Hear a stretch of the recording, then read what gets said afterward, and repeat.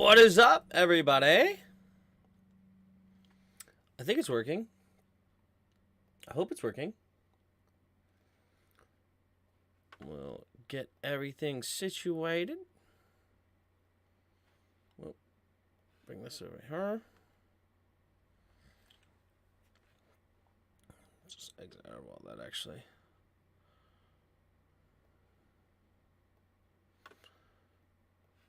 Just going back to the OBS, and this is the first time in a while. In theory, it should be better in the long run. Oh, oops. In theory, how's it going, everybody?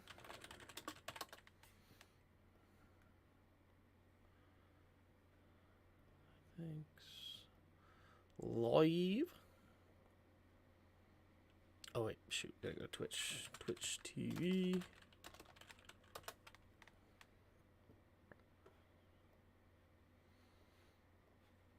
Forgot. It's on Twitch tonight. I don't have my chat up or nothing. That's the one thing I don't like about the OBS is it sends me just straight to live when I create it. I don't know how to just create it over here. Okay.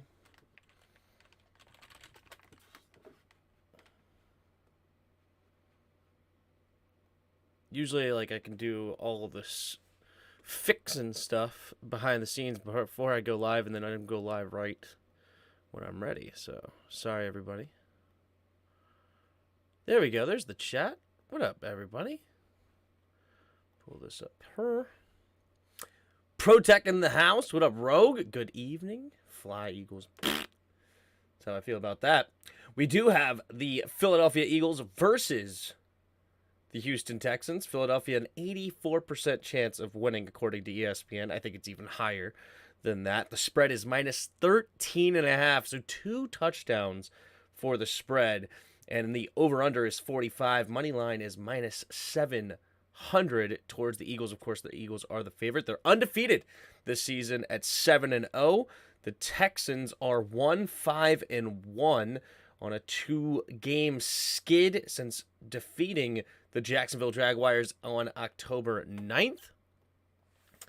But yeah, that's where we're sitting with those. Get this up here, Twitch TV.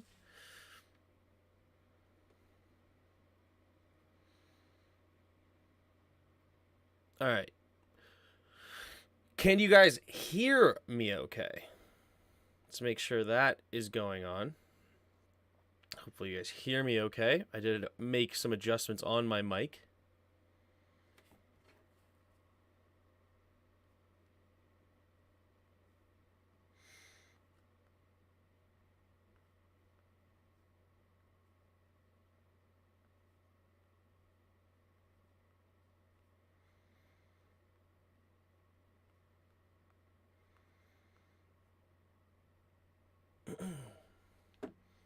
Oh, we definitely can, Tim. Looking forward to seeing you enjoy a true team play football. Ay, ay, ay. You're the kind of fan that makes you hate the fan that you like, of the team that you like. You know what I'm saying?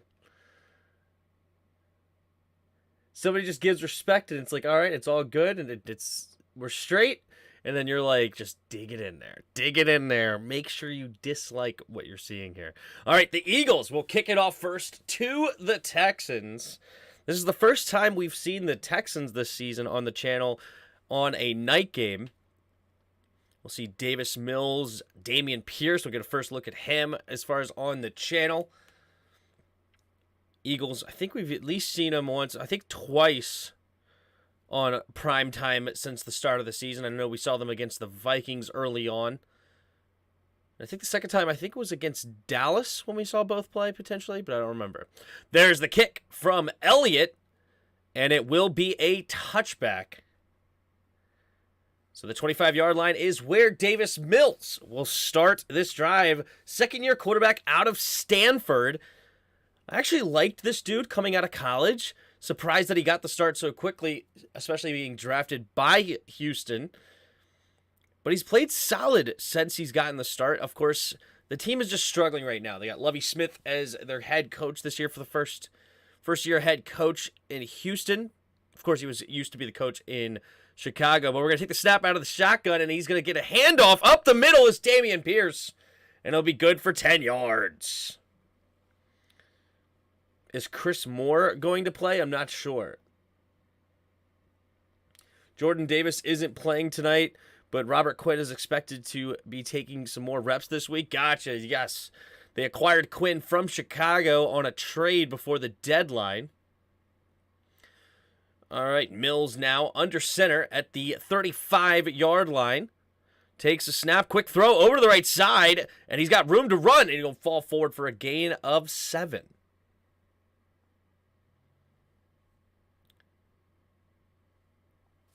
All right, refresh the box score.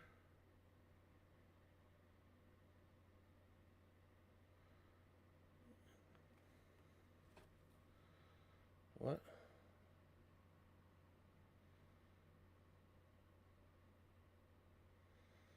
What? All right, in the shotgun, we got a receiver in motion from right to left, 3 receivers to the left. Takes a snap, handoff to Pierce, and Pierce will fight forward and get a first down. Gains 4. 1st and 10. 13.5 to go here in the first quarter. We got the opening drive coming from Houston, and they're starting off strong. Of course, Pierce has got a couple of carries now for about 15 yards. Davis Mills has one completion to Dorsett for 8 yards so far. 13:20 to go in the first quarter.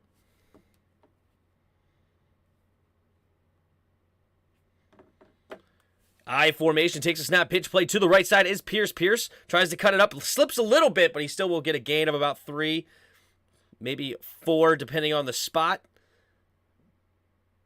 Dameon Pierce has had a nice rookie season so far. He's got 121 attempts for 539 yards, 3 touchdowns, averaging 4.5 yards per carry. Not bad, especially considering what team he's playing for. What up, Patrick West? What's good, people? All right, we got a man in motion, takes a snap. There goes the quick throw to the left side, and there is Chris Moore. And he is playing today, and he's going to push out of bounds for a gain of about 3. 3rd down coming up for Houston.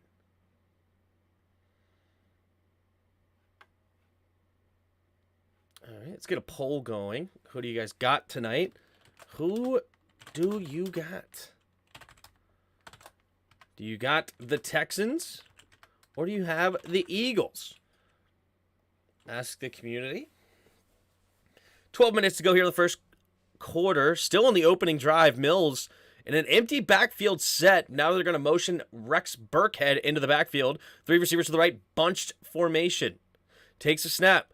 Looking over the middle field. Scanning. Throwing it underneath the Burkhead. And Burkhead makes the first guy miss. And he dives ahead for the first down. Gaining enough for the first down. Gains about 7. Moves the chains. Kansas City Texans looking good today. What? Did I say Kansas City Texans? I don't think I did. That would have been very weird. Who calls them the Kansas City Texans? Or is it because of the red look? Are you going for the red and white? Is that what you're talking about? Pig. That one went over my head. I formation here. Mills takes a snap. Play action. Steps up, throwing it to the left, going deep, has a step on his man, and Dorsett makes the grab inside the 10. Well done. James Bradbury on the coverage as well, and Dorsett getting a step on him and comes down with the football. Nice throw by Davis Mills, giving his man a chance. It really wasn't even a double move either. He just ran right by Bradbury. Bradbury trying to go for the late jam. Misses on a whiff, and nice catch inside the 10 up to about the 6-yard line. What a grab by Dorsett. Davis Mills, 3 for 3, 48 yards here on the opening drive. Man in motion, takes a snap, pitch play to the left side is Pierce. Pierce trying to be patient. Now he's going to cut up the middle, and he'll get a gain of about 4 up to the 2-yard line. Best number 4 in Texans history. Ding dong. Better than the last one, huh there, Pig? Got it. So you're calling the Kansas City because of the uniforms. Makes sense. Made some adjustments to my mic, so I'm a little, I would like some feedback. Make sure the mic sounds okay. Does it sound too loud, too soft? You hear a bunch of background noise and not? Let me know. Play action, throwing it into the back of the end zone, and does the tight end actually make the grab? What a catch! Quinturiano going over 2 Eagles defenders, and the Texans go up on top. A 9-play, 75-yard, 5.5-minute yard drive to open up this game for Houston. And the Eagles all of a sudden start with a deficit. My grandmother says, sounds good, good. Thank you. What a grab. Had to reach back for it and everything. The safety Epps tried to knock it away, couldn't do it. There's the extra point. It's up and good. So the Texans have a 7-0 lead. Wow. What up, Robert? Fight for old DC wants Bezos. Hey, Tim, I believe the sale when it is completed. By the way, keep rolling the content. Appreciate it, man. You got a new office chair, Tim? I did get a new chair. We just built it literally tonight. And I can already tell it's not squeaking and everything. So if you tell me the chair's squeaking, I know you're lying to me. You're messing with me. Which I respect. I think that would be funny if you did mess with me. All right. We got 18 viewers on the channel right now. Thanks for being here. Subscribe if you have not already. Oh, you know what? Is also... something else I noticed. Do I have the... Okay, this is annoying. Why is my thumbnail not on there? No, it is on there. But do you see my thumbnail on the... Like, do you see the Eagles and Texans thumbnail on the video? Because when I looked at it on YouTube, it's saying that I have just a generic Tim Sports Talk. Okay, no, there it is. Okay, good deal. Here's how to The Eagles. This. All right, sweet. Did you get that chair from your OnlyFans content? For my... Yeah, exactly. Exactly. Dr. Pig, I know you're my only subscriber on OnlyFans, so get ready for the fire content coming that way. It's too funny. Alrighty. We are in Houston tonight. Davis Mills starting off hot for his home crowd. 4 for 4, 50 yards, and a touchdown grab. This is not the start I expected at all. But good for Texans, man. Dameon Pierce, 4 carries, 23 yards. Nearly 6 yards a 6 yards a carry, rather. And look at that. Mills gives it to the touchdown ball to Quinturiano. I believe it's... Oh, yeah, he's active for the first time tonight. So he's going to get he gets a touchdown on his first drive ever. How cool is that? All right, we're going to get a return here from the Eagles, caught around the 2-yard line. And he's going to get past the 20 and tackled around the 22, 23-yard line. So not the best of returns. And we're going to get to see a flag here. So the Eagles could start deep in their own territory. Let's take a look what the flag is. During the return, holding by the receiving team. And that will move them back 10 yards. So now they're going to start at their own 12-yard line.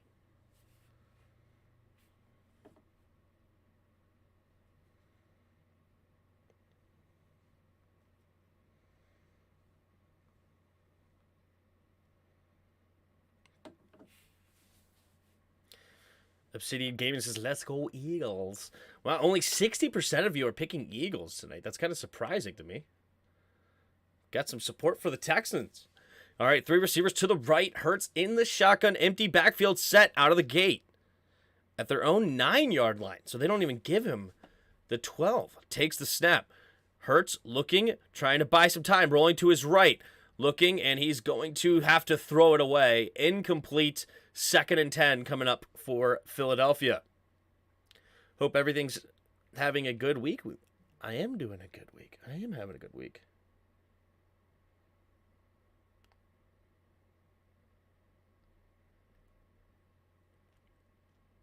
We got a shot Sunday. If we keep their offense off the field, in my opinion, move Cosme to guard and put Lucas at right tackle. Yeah, we need help at guard, but I don't think they see it the same way. All right, in the shotgun, takes a snap, play action, throwing it over the middle of the field. Incomplete, but is it going to be a flag? I do think that should be a defensive holding against the Texans. Dallas Goedert, the intended target. Pass interference, defense, number 5. And it's Jalen Petre, the rookie out of Baylor.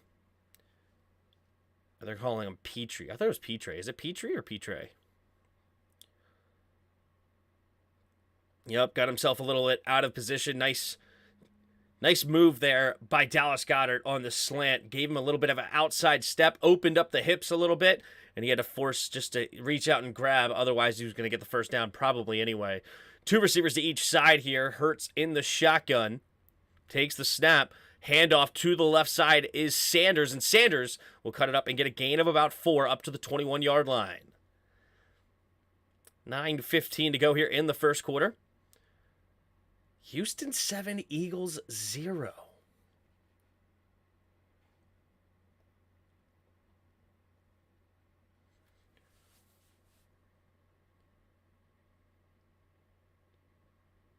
Thanks, babe. Hurts drops back, looking, throwing over the middle of the field, and he had a man wide open, but they were not on the same page, and that throw was crazy far to the left, and it's 3rd and 6. Not sure if Goedert ran the wrong route or Hurts just let that one get a little away from him, because that was nowhere near close the intended target. Jalen Hurts has been phenomenal this season so far. Big reason why this Eagles team is 7-0. 2 receivers to each side here now. It's 3rd and 6 at their own 21.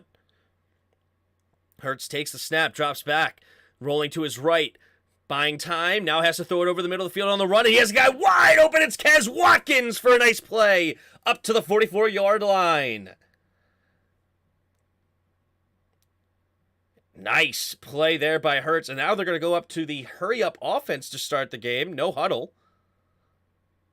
Had pressure in his face, had to throw it on the run, but man, Texans just completely leaving Quez Watkins wide open. Takes a snap. Quick throw to Watkins again here on the screen. Trying to get around Petre. He will a little bit, but only get a gain of 2 up to the 43-yard line. 8:15 to go here in the first quarter. Texans still 7-0. This is the opening drive for the Eagles. There's Shane Steichen, the offensive coordinator for the Eagles, implementing smart systems with smart people, as Nick Sirianni became a meme for saying in his opening press conference. 2 receivers to each side again. Hurts in the shotgun, takes the snap. Quick throw to the left side, and it's going to be tackled immediately. Nelson Devontae Smith was the receiver, and he's only going to get gain maybe a yard. Nelson with a beautiful read on the play and tackled him immediately. Team squeaky chair. Yeah, bring back the squeaky chair, right? You're a Texans fan tonight, Tim? I bet on the Eagles, but I'm not mad if the Texans take down the Eagles. That'd be pretty funny. Except for the fact that hurts probably our chances of winning next week, doesn't it? 2 receivers to each side. Hurts in the shotgun, takes the snap. Blitz coming, has to get rid of it quickly. Does, finds A.J. Brown spinning, and he's going to get the first down marker. And it should be a gain of about 9. Move the chains. 6:55 to go and counting in the first quarter. They're hurrying up to the line again. And Texans not in position, but here comes the pressure anyway, and he gets rid of Quez on the run, and Watkins is going to get a gain of 8. Jalen Hurts putting the Houston Texans defense in real shambles here. This hurry-up offense is really hurting it. You can see the Texans struggling to get in position. 3 receivers to the left. Takes the snap. Hand off to Gainwell. Gainwell trying to bounce it out outside and cuts it up. And do they give him the line to gain? It's going to be close. Come on, no way Eagles are losing. Yeah. Ooh, Johnson should have gotten called for the false start. Did not get called for it. Man, the Eagles' hurry-up offense is now having the refs even struggling to see things that they should be seeing. That looks like he clearly jumped early. 3 receivers to the left. Hurts starts under center, now backs up to the shotgun. Watkins goes in motion from left to right. Now 2 receivers to each side. Takes the snap. Play action. 4-man rush. Nothing. No pressure. Finding it up. And then it's going to be nearly intercepted. Brown got one hand on it. Couldn't haul it in. And Petrie ended up with another 2 hands on it. And he could not haul it in. Typical DB. And that's going to bring up 2nd down and 10 now for the Eagles. A.J. Brown kind of running a weird route. Not sure what. He was just like backing up. Doesn't even really look like he ran around. He just kind of went around the corner in the flat and just kind of stood there backing up. Looked like Hurts expecting him in a different spot. Here we go. Takes the snap. Is Hurts 2nd and 10. Quick throw over to the right side. Has his man wide open. It'll be good for a 1st down. Up to Stoll. Gain of 13 for the Eagles. Bro, he dropped a wide open pick. Yes, he did. That's what happens to bad teams. If you're going to have opportunities, even if you're not a very good team, to really make plays to change the game. But the bad teams usually flop when those opportunities occur. The great teams always, it seems like, come out with the pick there. Takes a snap, blitz coming. Hurts has to escape it, rolling to his left, throwing on the run, and cannot get it to his tight end. Incomplete. Good pressure there coming from Houston, and Jalen Hurts could not connect with Stoll. Not sure why it says Philadelphia passing and Hurts is not listed. There we go. Got that reset.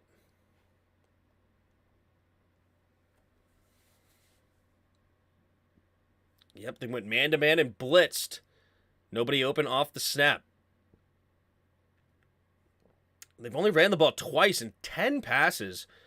Interesting decision here for the Eagles. In the pistol, takes a snap, hand off to the right side. There's Sanders on the run, and Sanders will jump ahead for a gain of 2.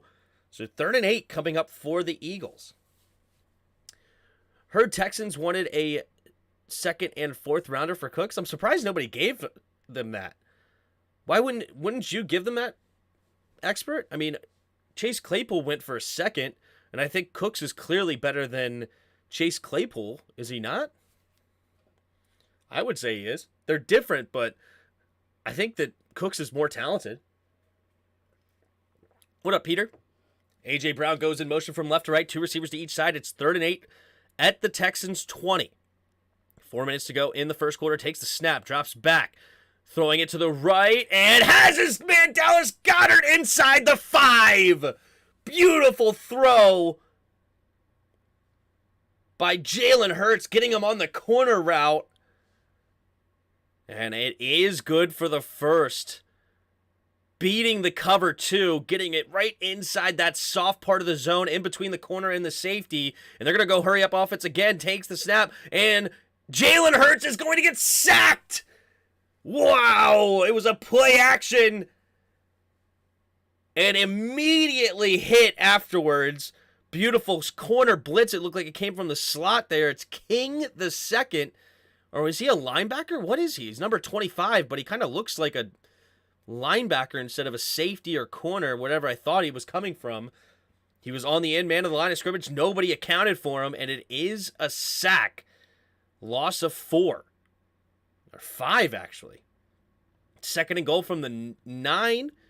Takes the snap, drops back. Hurts setting up a little running back screen, and they're going to get the yards back they lost. Somehow stays on his feet, and he's going to get to a 3-yard line.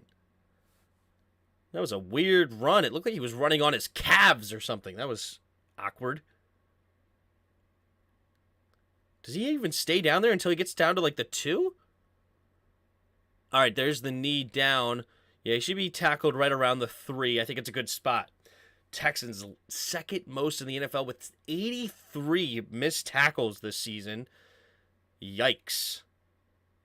And if you wonder why they're 1-5-1, there's a big part of it right there.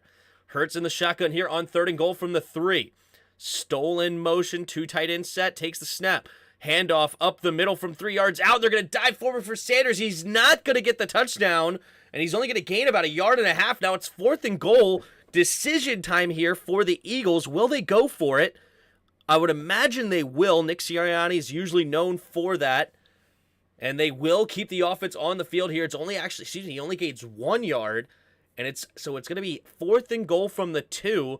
Let's see what they draw up here. Chris Schumacher, Goddard. Man, I got Sanders on my team. Uh-oh, let's see if they get him a touchdown or not. Goddard in motion, but stays on the left side. 2 receivers to the right. Takes the snap, and they're going to hand it off up the middle, and he goes in basically untouched, and Sanders does get the touchdown. Back-to-back run plays from the 3, then the 2, and it's an 18-play, 91-yard, 8-minute opening drive for the Eagles. I should say their first drive. But, man, both teams coming out on fire on offense, and that is just an incredible drive. You had 12 passes to 6 carries, and they go the distance. There's the snap. There's the kick from Elliott. It is good, and we have a tied ball game, 7-7.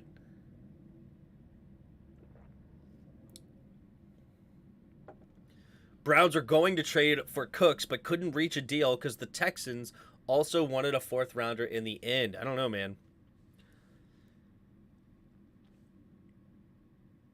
Did you guys even really need a receiver? I don't know. I think holding that deal up on a 4th, I think is kind of silly if you really wanted Cooks. Because I think he's at least worth a 2nd and a later round pick. But a 2nd and a 4th, I don't really think is that unreasonable for a guy like him. I mean, he's been basically the only real target down here in Texans, and he's ending up with like 1,000 yards a season. Where did Cooks end up? Wait, is Cooks playing tonight? I haven't seen his name being called. Let's take a look here at the Texans.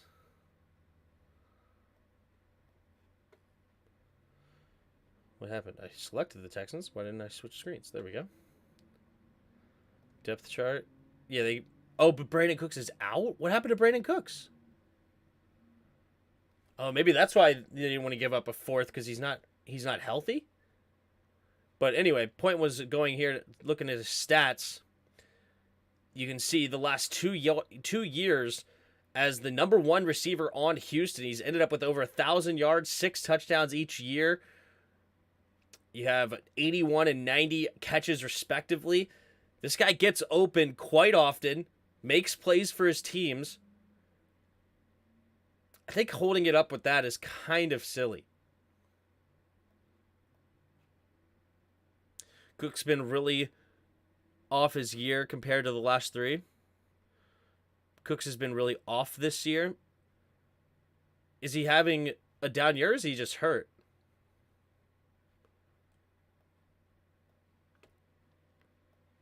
Go back to him. How many games has he played? What's his game log? All right, so he's played 1, 2, 3, 4, 5, 6, 7 games this season. So this is the first game he's missing then. Okay. Yeah, this is the first game he's missed so far. He hasn't had really an explosive game yet. He only has 1 TD, 354 yards in 7 games. So he's averaging 50 yards a game and only has 1 touchdown. So, yeah, I guess he hasn't been what he has in the past. Oh, you know what? He is a 29-year-old receiver. You know what? A second and a fourth for a 29-year-old receiver is, especially, I mean, he's not a top-tier wide receiver by any stretch. So maybe that's what they're thinking, is he's already pretty old. I wonder how much time left he has on his contract. He may even be a free agent next season. So, yeah, I guess that is quite a bit to ask for. Thinking about it more. I got Hurts, Sanders, Goddard, and the Eagles defense playing tonight. Jeez, you just drafted the whole Eagles team there, didn't you?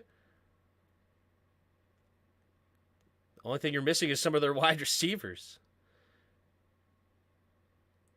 Cook's been really off this year, so down year. He was a huge fantasy scorer with Watson the last 2. Well, he was good last year with Davis Mills. All right, here we go. We got a shift coming from Houston. Now switching into a single back formation with 3 tight ends on the left. Heavy set, takes the snap. Handoff up the middle for Pierce, and Pierce will get in a nice run, slips a tackle, and he'll gain 5 yards on the play. Well done, Dameon Pierce. This kid, man, he knows how to stay, has a great center of gravity, stays upright, keeps those feet moving. I think he had something like 17 broken tackles or something crazy like that against Jacksonville earlier this year. Absolute steal out of the 4th round. Moneyline Philly. Absolutely. I went Moneyline Philly also. We're on the same page. I didn't bet $2,000 on it, though. I think I bet $60 on it. Here we go. 2 receivers to each side. Mills in the shotgun at the 30-yard line. Takes a snap. Handoff up the middle here for Pierce, and Pierce will fight forward for a first down. Hargrave on the tackle. The Eagles are definitely going to miss big boy Jordan Davis, especially against the run. He's been really good against the run this year, so that injury will definitely be noticed. 60 is good. You're a winner. Beautiful.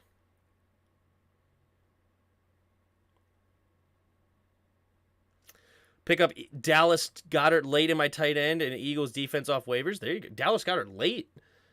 Nice. I formation here. Pitch play to the right for Pierce. Pierce is nowhere to go. 3 Eagles surrounding him.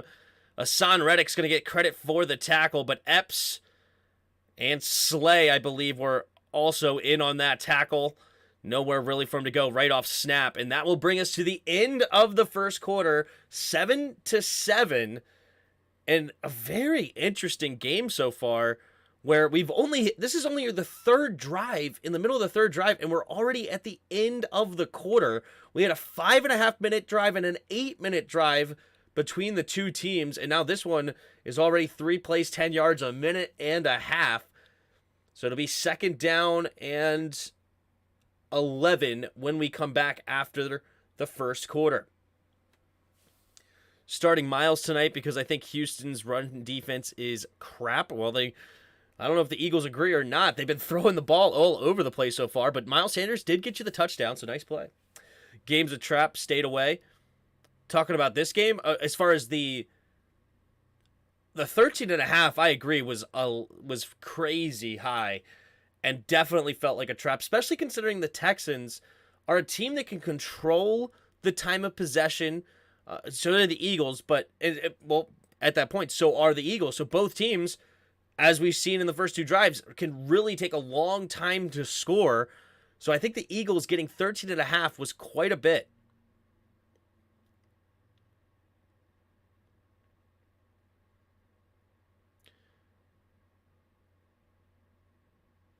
Jeff Bezos needs to buy the Commanders ASAP. Yeah, I liked the idea of Jeff Bezos and Jay-Z combining together, getting the best of all worlds, really, because I know a lot of people are a fan of getting a minority and specifically an African-American owner, so that would get you there with Jay-Z. I think that Jeff Bezos would be one of the most innovative owners in the entire sports world, so I think the stadium would be absolutely incredible. I think that mindset between those 2 combined, I think could really come up with something very, very special. So if that could happen between those two, I think it would be absolutely massive. Get Prime Stadium out there. No more FedEx Field. Or Prime Arena. What would you call it? Bezos cares about his consumers? Absolutely. That's the thing, too. Yeah, it's... He might be crazy enough to do something like one particular type of food is free on that game day. You know, free burgers today. Or free French fries.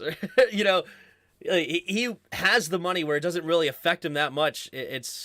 And he's willing to really hook up, especially season ticket holders. Like, yeah, it's not going to be like, oh, instead of you pay $18 a beer, we're going to charge you $17 a beer if you're a season ticket holder.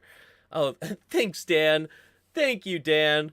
$17 beer. Don't I feel so much better than the $18 beer? Because especially considering that I'm going to give the person handing out the beer guy or the beer girl, I'm going to give them the $20. Say keep the change anyway, so you really didn't save me any money. Thanks, Dan. It's horrible. 2 receivers to each side. Mills in the shotgun takes the snap. 5-man rush, setting up a screen on the inside, and it's going to be caught and tackled around the 40-yard line. It's Brevin Jordan. It's actually the tight end. Rookie tight end, I believe out of the University of Miami. Brevin Jordan makes the catch, and he's going to get a gain of about 4, maybe 5. Oh, he was drafted... He wasn't drafted this year. Sorry, he's a second-year tight end out of Miami, Brevin Jordan.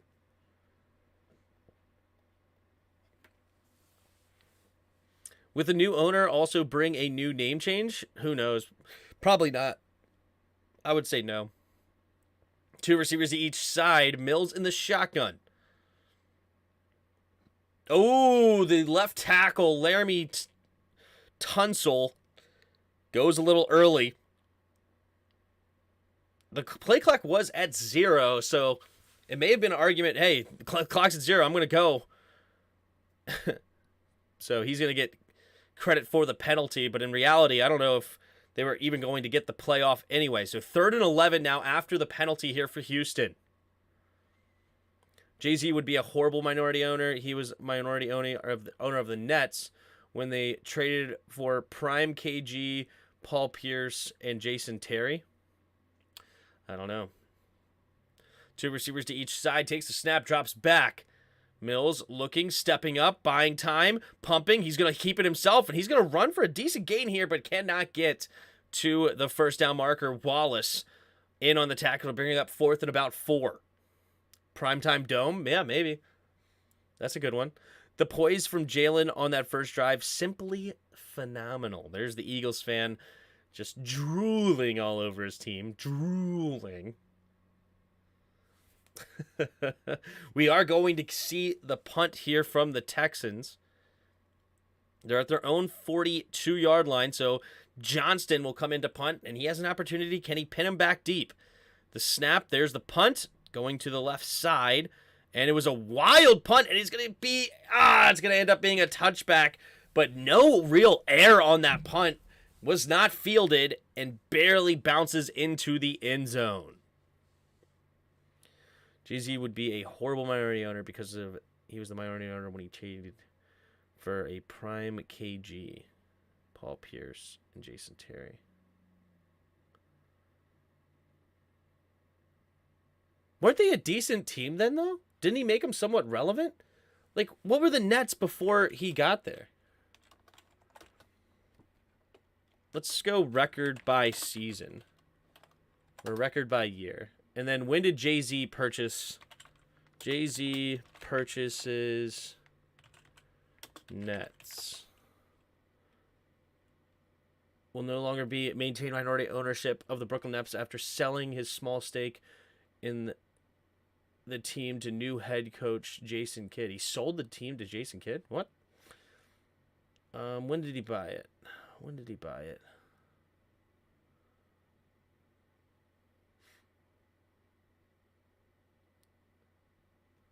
When did he purchase it? When did Jay-Z buy the Nets? So he bought the Nets in 2003 by a year. So, all right, so in 01-02 they were a 52-30 team. 03 they won 49, they won 47, 42, 49, 41, 34, 34, 12. Okay, so I guess they did start to go downhill after he became owner. I don't know why I forgot that he bought it all the way back in 03. That just seems like forever ago.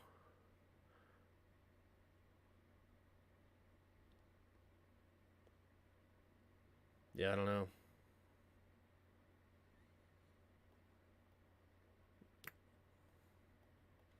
Really, I want Bezos. That was unreal poise and confident to come back from that 7-point deficit. Truly special stuff. I imagine many fake punts tonight, you think? I haven't seen a fake punt in all the games I've called this year. How many fake punts have been called at all in the NFL so far? Has there been a single team that's called a fake punt? I feel like I haven't heard about anybody doing a fake punt all year.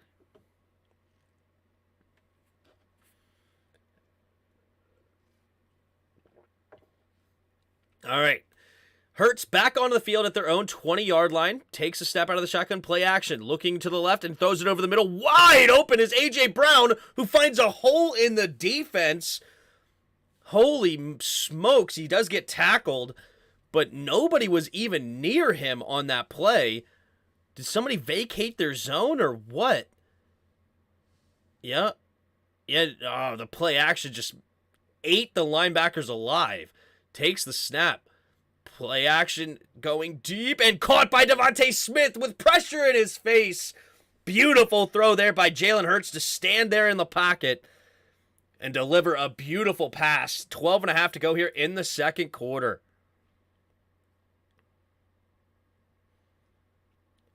First down, and all of a sudden, two big plays. They're already up to the 27-yard line of Houston. Takes a snap, drops back. Pressure coming! He didn't see it! Fumble! Who's going to end up with it? I think the Texans have it! And they do! Houston gets the turnover after giving up two big plays. And the Eagles lose the football. Jalen Hurts never saw the blitz from Nelson. The corner blitz poked away. And Johnson jumps on it. Number 90 gets the football, and Houston gets the ball. Wow. The Eagles have had multiple fake punts on them. Is that true? Cool. I didn't see that. Expert JK. And those first rounders that the Nets gave to the Celtics turned out to be Marcus Smart, Jason Tatum, and Brown. That deal was the worst trade in history for the Nets? When was Tatum drafted?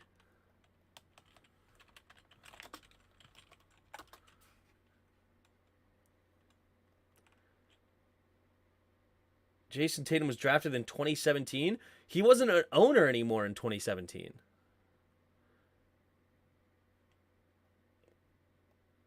When did they trade for Kevin Garnett? Kevin Garnett.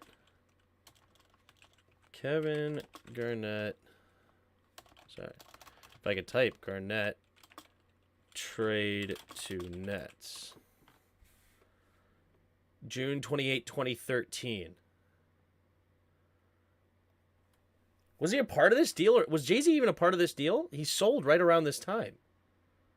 The Celtics and Nets trade from 2013 is still crazy.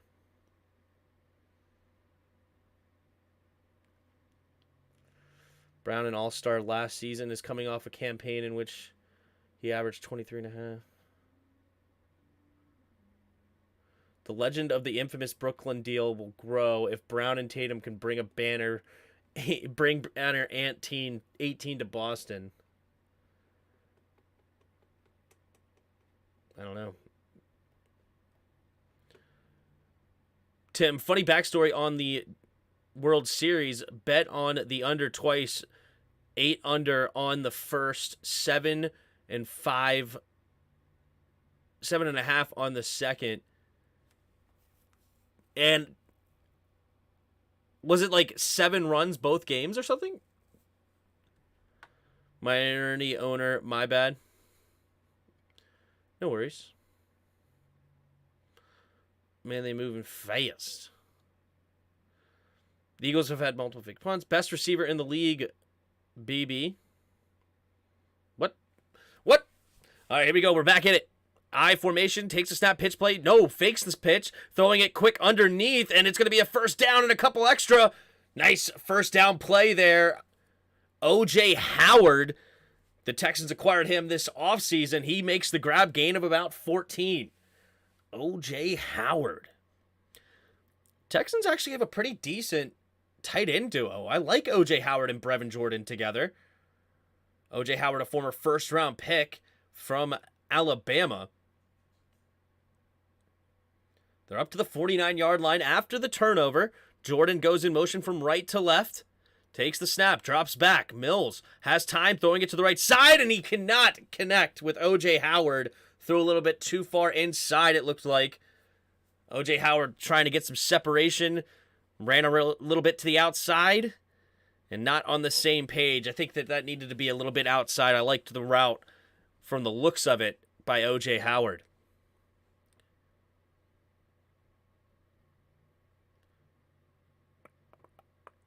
Already have a lot of Amazon stock. We'll buy more. There you go.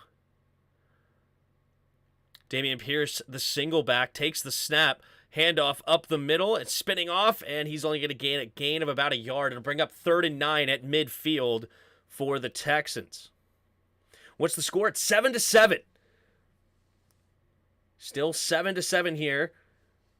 And this is only the Texans' 3rd drive of the game, and we're already about 11 minutes left in the second quarter.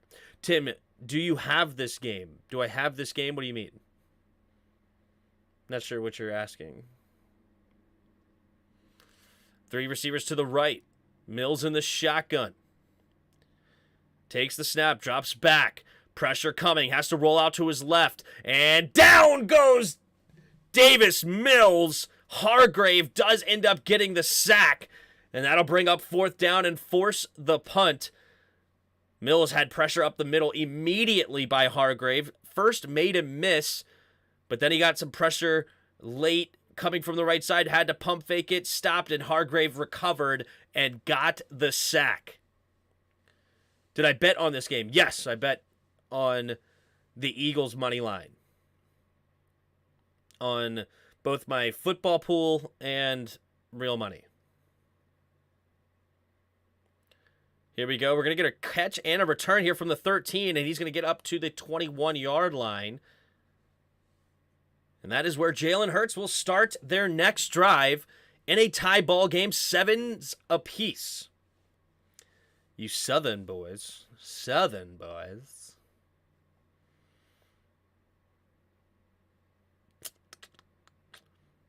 Didn't I tell you earlier that I bet on this game? What's going on in the MLB playoffs right now? It's 1-1. 1-1. And it's 2-2 in the series. If I were to bet, I would bet on the Astros. That would be the team I'm betting on. But then again, the Phillies are a hot team clearly right now. They've been hot in this playoffs, and they do have a pretty solid team. Schwarber can hit the heck out of the long ball. JT Realmuto, one of the best, if not the best, catcher in the game. Bryce Harper, obviously we know what he can do. Of course, Baum is pretty solid. Hoskins can get going. Definitely not bad. Then you have over on Houston, though. The lineup in Houston is just ridiculous. They have Altuve, they have Alvarez, they have Bregman. Yuli Gurriel is older now, but he can still sling it. And then you have a young guy, shortstop in Pena. Tucker is pretty darn good as well. Maldonado, not a bad catcher in his own right. But the pitching is what separates, in my opinion, the Astros from the Phillies. With Verlander, with Valdez, with Javier, with McCullers. Like, the pitching over there, and then of course the closer as well, is just a little bit of a higher level, in my opinion, over the Phillies. So I have the Houston Astros taking down in the long run. I know that everybody hates them because of the cheating, but they're still a really good baseball team.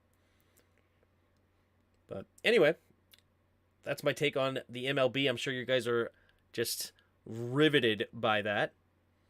We have 35 of you in the chat. Appreciate you guys being here. Let's refresh this, make sure that is the case. 40 now.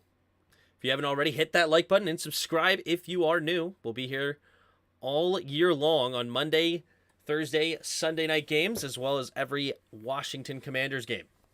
Houston is a better team, but not tonight. Got it. I mean, they got Justin Verlander pitching. I know Noah Syndergaard's not too bad, but he's not Justin Verlander. Here we go. Hurts under center, takes the snap, handoff to the left side. Is Sanders bouncing it out? Slips a tackle by Petre, and stiff arms another man, and he's out of bounds after a gain of 13. There's that Eagles offense. They know how to control the line of scrimmage, and I'm really surprised to see how many times they have passed tonight. Hurts has looked decent doing it, but it's obviously caused a sack fumble on the play. He's been sacked twice. I don't know why they've said he's only been sacked once. Definitely has been sacked twice tonight. But only 7 carries, 20 yards. They did just get that nice play there. It hasn't counted yet against the stats. But here we go. 2 receivers to each side. Hurts under center, takes the snap. Handoff up the middle for Sanders, and Sanders finds a big hole down past the 50, still going out of bounds at the 42, 41-yard line of Houston. And this Eagles offense moving the ball really well. If it wasn't for that fumble, this game could get out of hand quickly. They hit Justin well, yup. Yeah, the Houston defense, they've got some interesting young pieces that they've drafted this last offseason, but they're still quite a few years away from really building a team that's worth anything. 2 receivers to each side. Hurts in the shotgun, takes the snap, drops back, play action. No, handoff real quick to Scott, and Scott will get a gain of about 5 on the play, up to the 36-yard line. And now all of a sudden the Eagles are just running the football every play. You know, they're staying balanced in a much different way than most would. Haha, knew that Houston run defense would get me some points. Yup. I want the Texans to win, not just because I'm a Washington fan, just because I want people making it sound like they are invincible. Yeah, I wouldn't say the Eagles are invincible, but they're a really freaking good football team. That is a true statement. 3 receivers to the right now. A.J. Brown goes in motion to the left, takes the snap, play action, drops back, setting up the tight end screen to Goddard, and Goddard will have blockers in front, cutting it back, and it will be tackled up to the 22, maybe 21-yard line. Nice play. Gain of about 13 on the play. Moves the chains. This game is Jason Kelce. Here we go, throwing it to the left. It's caught, and nice, somehow stays on his feet. And a gain of 8. Pascal on the catch and run. Washington will beat the Eagles also. I like that. I think A.J. Brown is what put the Eagles on another level. Takes a snap. Handoff up the middle for Sanders, and Sanders will get the catch. Get the carry and get close to the front. Wow, they're going to give him that kind of a spot? That was a really favorable spot there for the Eagles. Are they going to actually give him the first down?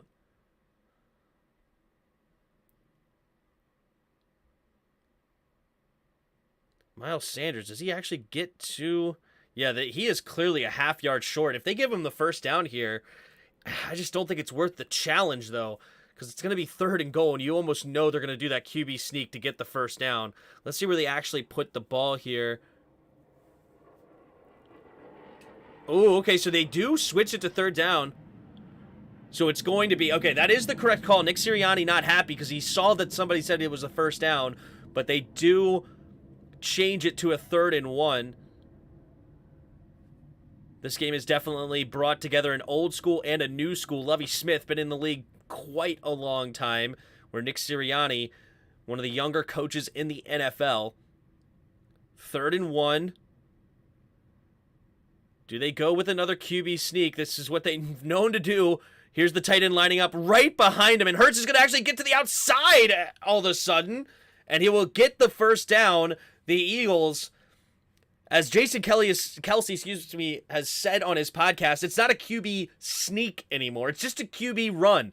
Everybody knows when this thing is coming, and Houston was all over it, but Jalen Hurts, instead of trying to force it up the middle, saw that that's where everyone lined up, and they just run to the left. Well done there by Jalen Hurts. Up to the 10, it's 1st and goal.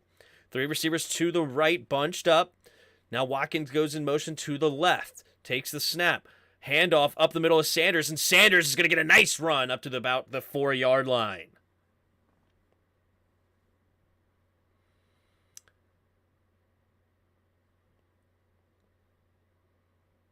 So we'll beat them. I think AJ Brown's was something. You sound a little too happy when Philly is doing well. Eagles need to fall. What's up, Willis?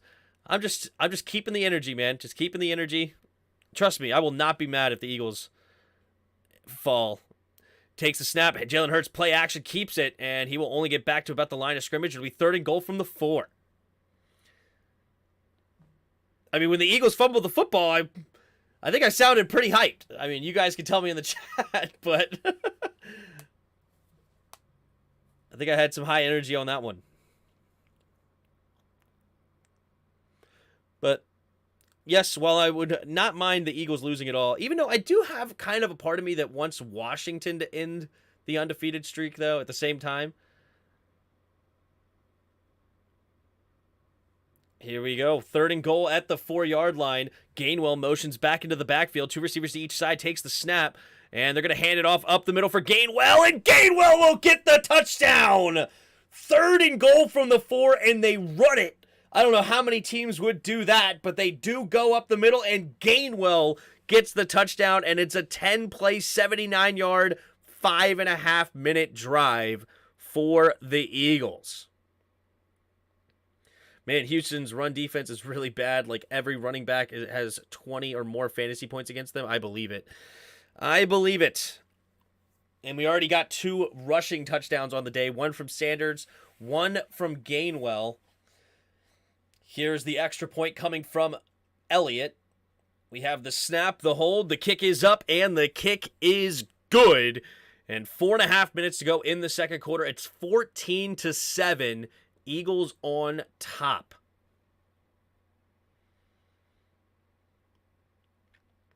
Looking at the Texans statistically, they're really not having that bad of a game. Davis Mills, 6 for 7, 69 yards and a touchdown. They have 10 carries for 44 yards, so averaging over 4 yards a carry. They're just not doing enough on defense against this Eagles offense. Hurts right now, 12 for 16, 152 yards. Has been sacked twice. Fumbled once. But yeah, I think they've only had 3 drives and they've gotten 2 touchdowns out of it. Am I right? Yep. Touchdown, fumble, touchdown. Texans, meanwhile, have had a touchdown, a punt, and a punt.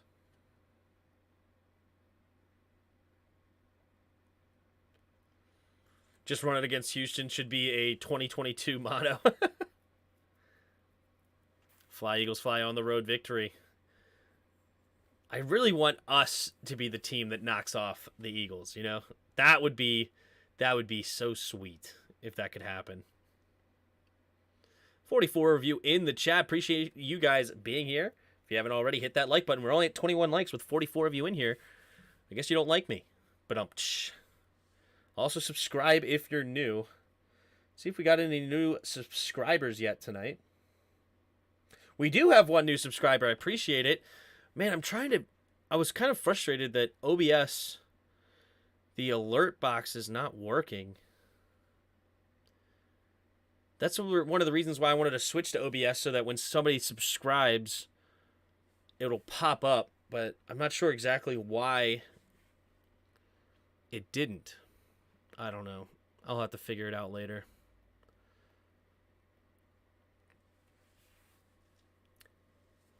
Joaquin Reyes, pay. Just says pay. Pay what? I was thinking the Eagles were going to go undefeated and lose their first playoff game. Interesting. Tim, it ain't going to happen this year, my guy. The Eagles are just way too sound and balanced this year. Plus, y'all don't play very well in primetime. We're actually better than you think in primetime since Ron Rivera has gotten here. Believe it or not. I'm almost positive we have a winning record in primetime games since Ron Rivera has gotten here.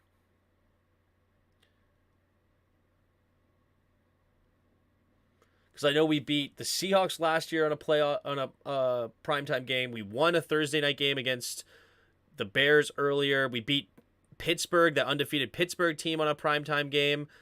Those are the ones that are coming to my mind right off the gate.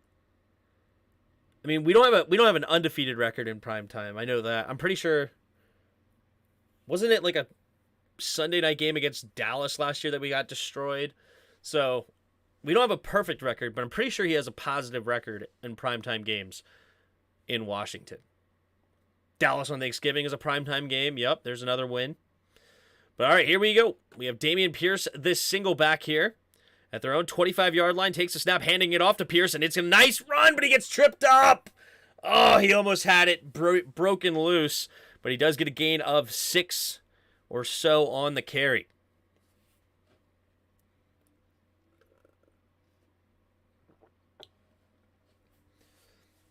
Four minutes and 10 seconds left here in the second quarter.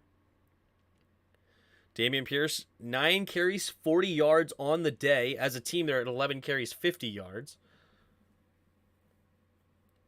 All right. I formation here coming from Mills.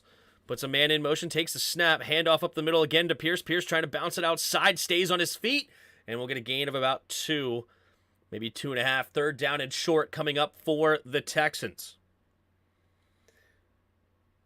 Reyes says, I think the Texans will win tonight. That would be a pretty darn big upset. A 1-5-1 team taking down an undefeated team. That might be one of the worst records, taking down the final undefeated team, if I can speak. Oh, the Eagles. Oh, Fletcher Cox is on the ground and hurt. That is an exact opposite of what the Eagles wanted to see tonight. Oh, his own man rolled up on his right ankle.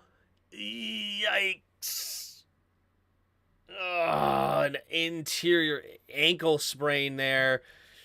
Oh, that could get ugly. Didn't look like it really snapped, but he definitely rolled that right ankle to the inside. Ugh, that can't feel too good. It's one thing to roll it to the outside, but rolling it to the inside, that can get ugly. But that's, as I was saying, that's the exact opposite of what the Eagles want to see tonight, considering they're already missing their rookie Jordan Davis, who is really stout against the run. Obviously, Fletcher Cox, been one of the studs in the league for a decade.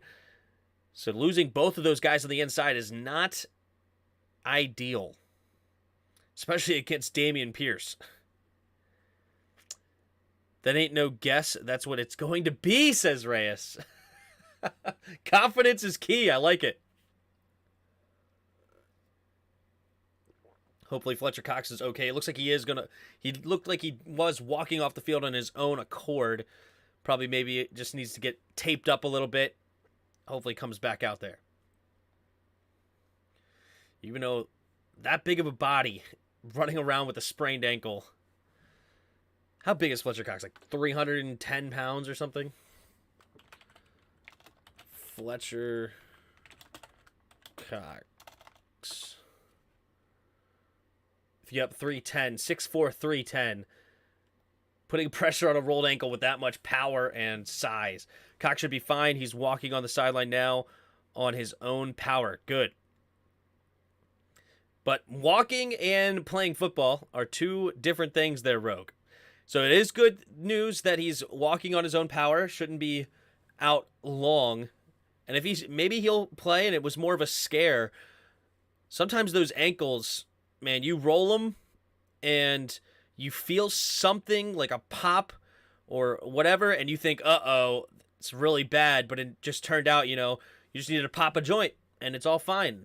Fine and good. You hear just a little crack there, and it's more scary than anything actually damage-wise. All right. He was smiling on the sideline there, so hopefully he's okay. Once it's cold, it's bad, bro. What up, Johnny? How you doing tonight?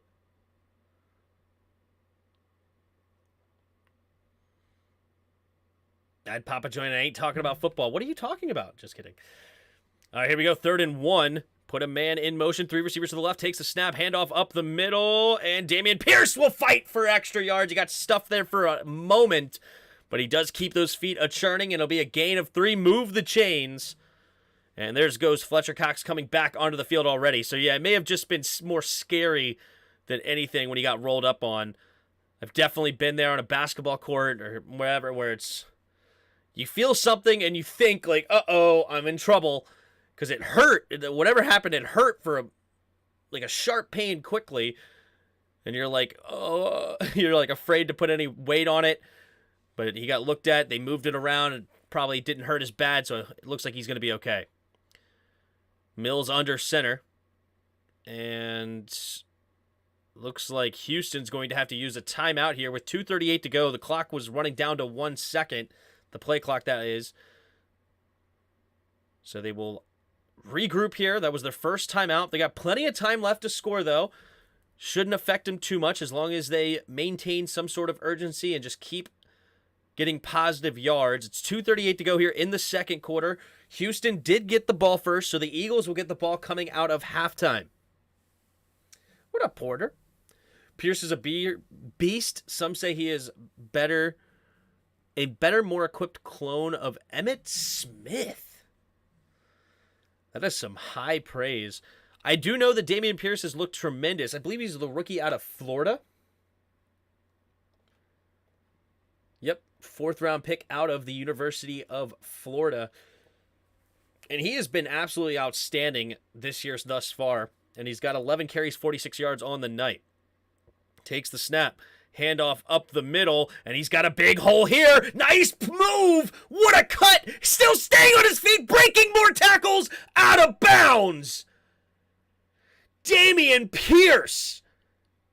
Man, he put that foot in the ground, turning it upfield. What a beautiful, just absolutely immaculate run here. Just textbook, pressing it outside, cutting it up, slipping a tackle, taking a big hit, staying on his feet, and then pushed out of bounds after a gain of about 36 on the play. We were just talking about how good he is, and he just does a beautiful run. Textbook, everything done right on a run, and it turns into a 36-yard play.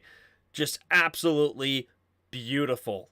He's averaging 4.7 yards a carry on the season, and tonight he's averaging, 12 carries, 82 yards. That puts you at almost 7 yards a carry almost. 84 yards would be 7 yards a carry.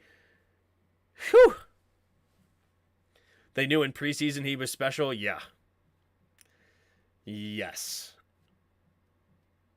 But yeah, 12 carries, 82 yards against...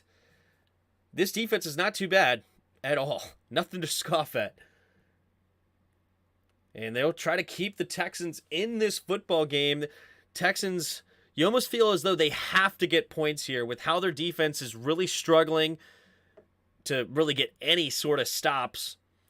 And the Eagles getting the ball out of halftime, they got to get something. They're already in field goal range. A touchdown here would be massive for them to keep them in this game. Eagles or maybe the Beagles.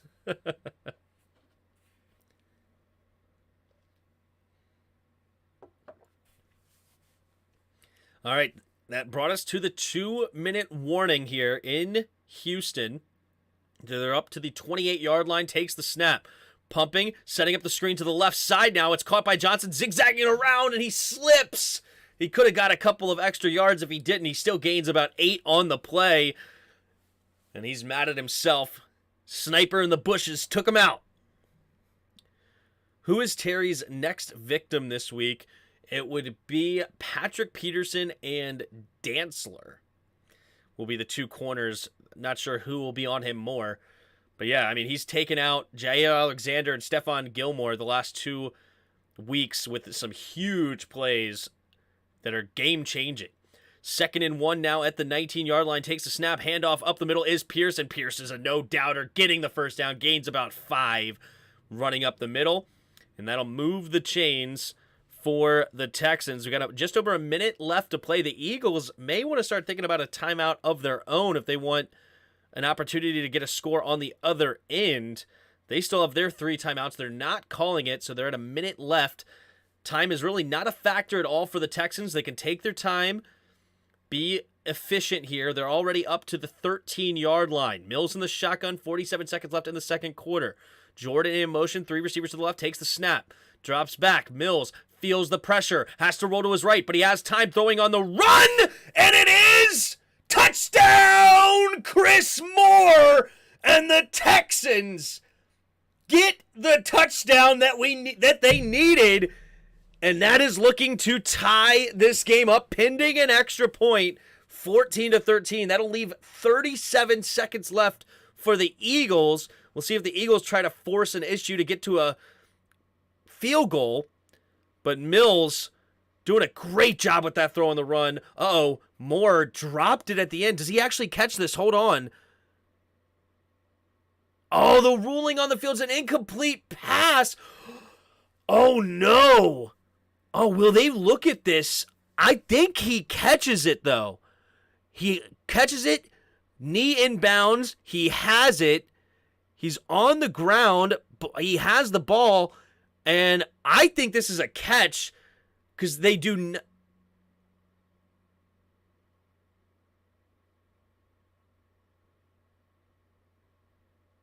Yes, okay, the official I was just listening to, he does agree with me. This should end up being a catch. The ball popped out very late, but he has maintained possession all the way up until he's getting up, and then he finally loses it off the ground. This should be a completed catch for a touchdown.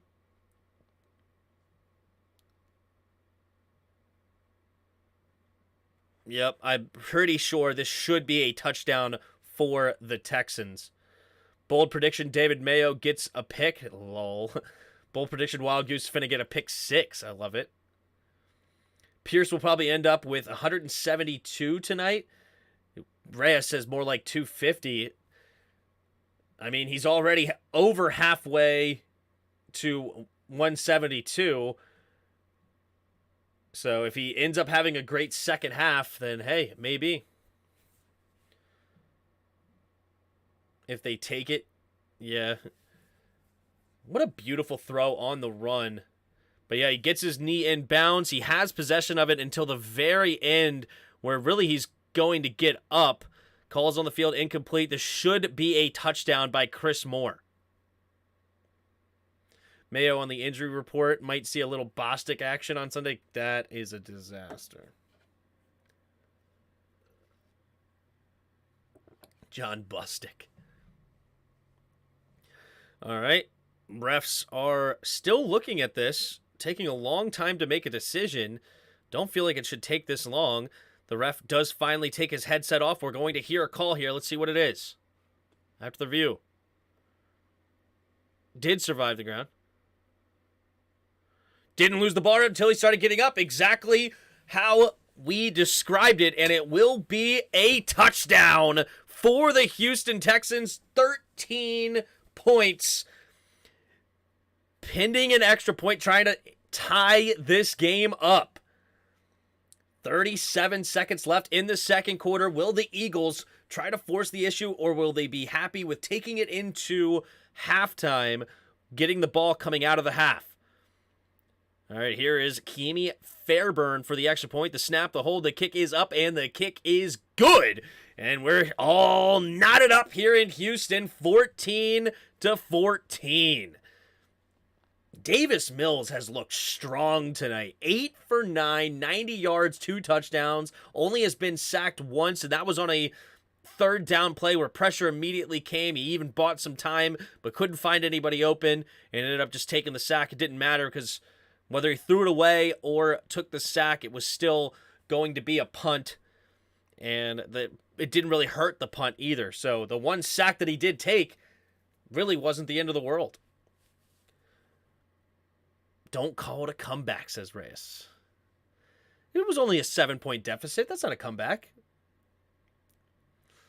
I will say this, not a Texan fan thought they would be tied with the Eagles going into half. Probably true, except for Reyes. Reyes is confident. Chris Moore is paying off. Did you, make some sort of fantasy football grab with Chris Moore or something? Then yeah, that was a great grab. Chris Moore, throwing him into your lineup out of nowhere, getting a touchdown for 13 yards, a catch. So that's already an 8.3 yard performance plus a carry for 2 yards. So 8.5 points for sure. They're going to be the Seagulls after this game. That's funny. Tim, did you hear some people calling Najee Harris a bust? I did. I saw Roger Smith in the Discord saying that Najee Harris has to be the most overrated player in the league. I haven't watched much Pittsburgh game this year, but that's a hot take, to say the least. Takes a snap. Handoff to the right side is Gainwell. Gainwell slips a tackle, and he'll get a gain of about 7, maybe 8. And will the Eagles use their timeout? They will. So it's 29 seconds left. You see, remember we had this argument? Look at this. The only undefeated in the team in the league runs it on first down on the play. What do you know? What do you know?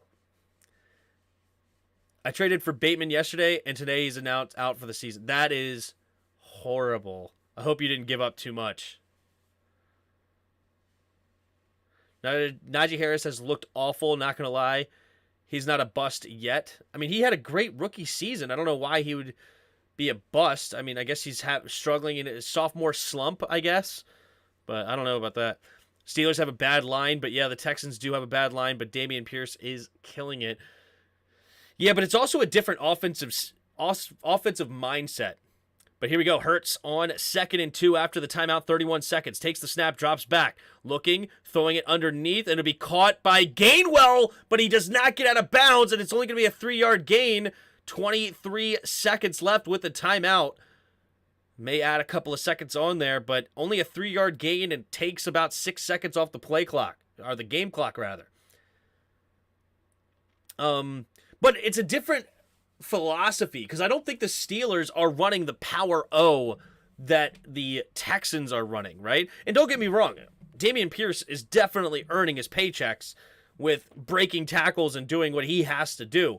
But my point is that they're a different mindset. So yeah, they may not have the most talented offensive line, but they commit to the power O, which then helps in turn the run game, where I believe the Steelers are more of almost a pass-first offense with the tons of receivers they have. Kenny Pickett, I think they're a different offense if I remember correctly. Takes the snap here, throwing it to the right side, has his man wide open, is Dallas Goedert out of bounds. Beautiful throw there by Hurts. And they'll have 19 seconds left here in the second quarter. And they're close to field goal range. Jan Jarvis said, no, Najee's the most overrated player. Yeah, you may have said it in this chat, but I think Roger said it in the Discord, if I remember right. He's had a fairly pedestrian rookie season. Well, he's a second-year player, not a rookie season. But he was pretty darn good last year, considering the team he was on. 2 receivers to each side. Hurts in the shotgun. Takes the snap, drops back, steps up, and he's going to keep it himself, diving ahead, and they're going to have to use their final timeout, and they are in field goal range, and it looks like they're going to set up a field goal here. It should be around a 54-yard attempt. They call timeout here with 3 seconds left. Elliott, who's made some clutch kicks from even over 60 yards, shouldn't have too much of a problem sending the Eagles into the second half with a lead. But you never know. You never know.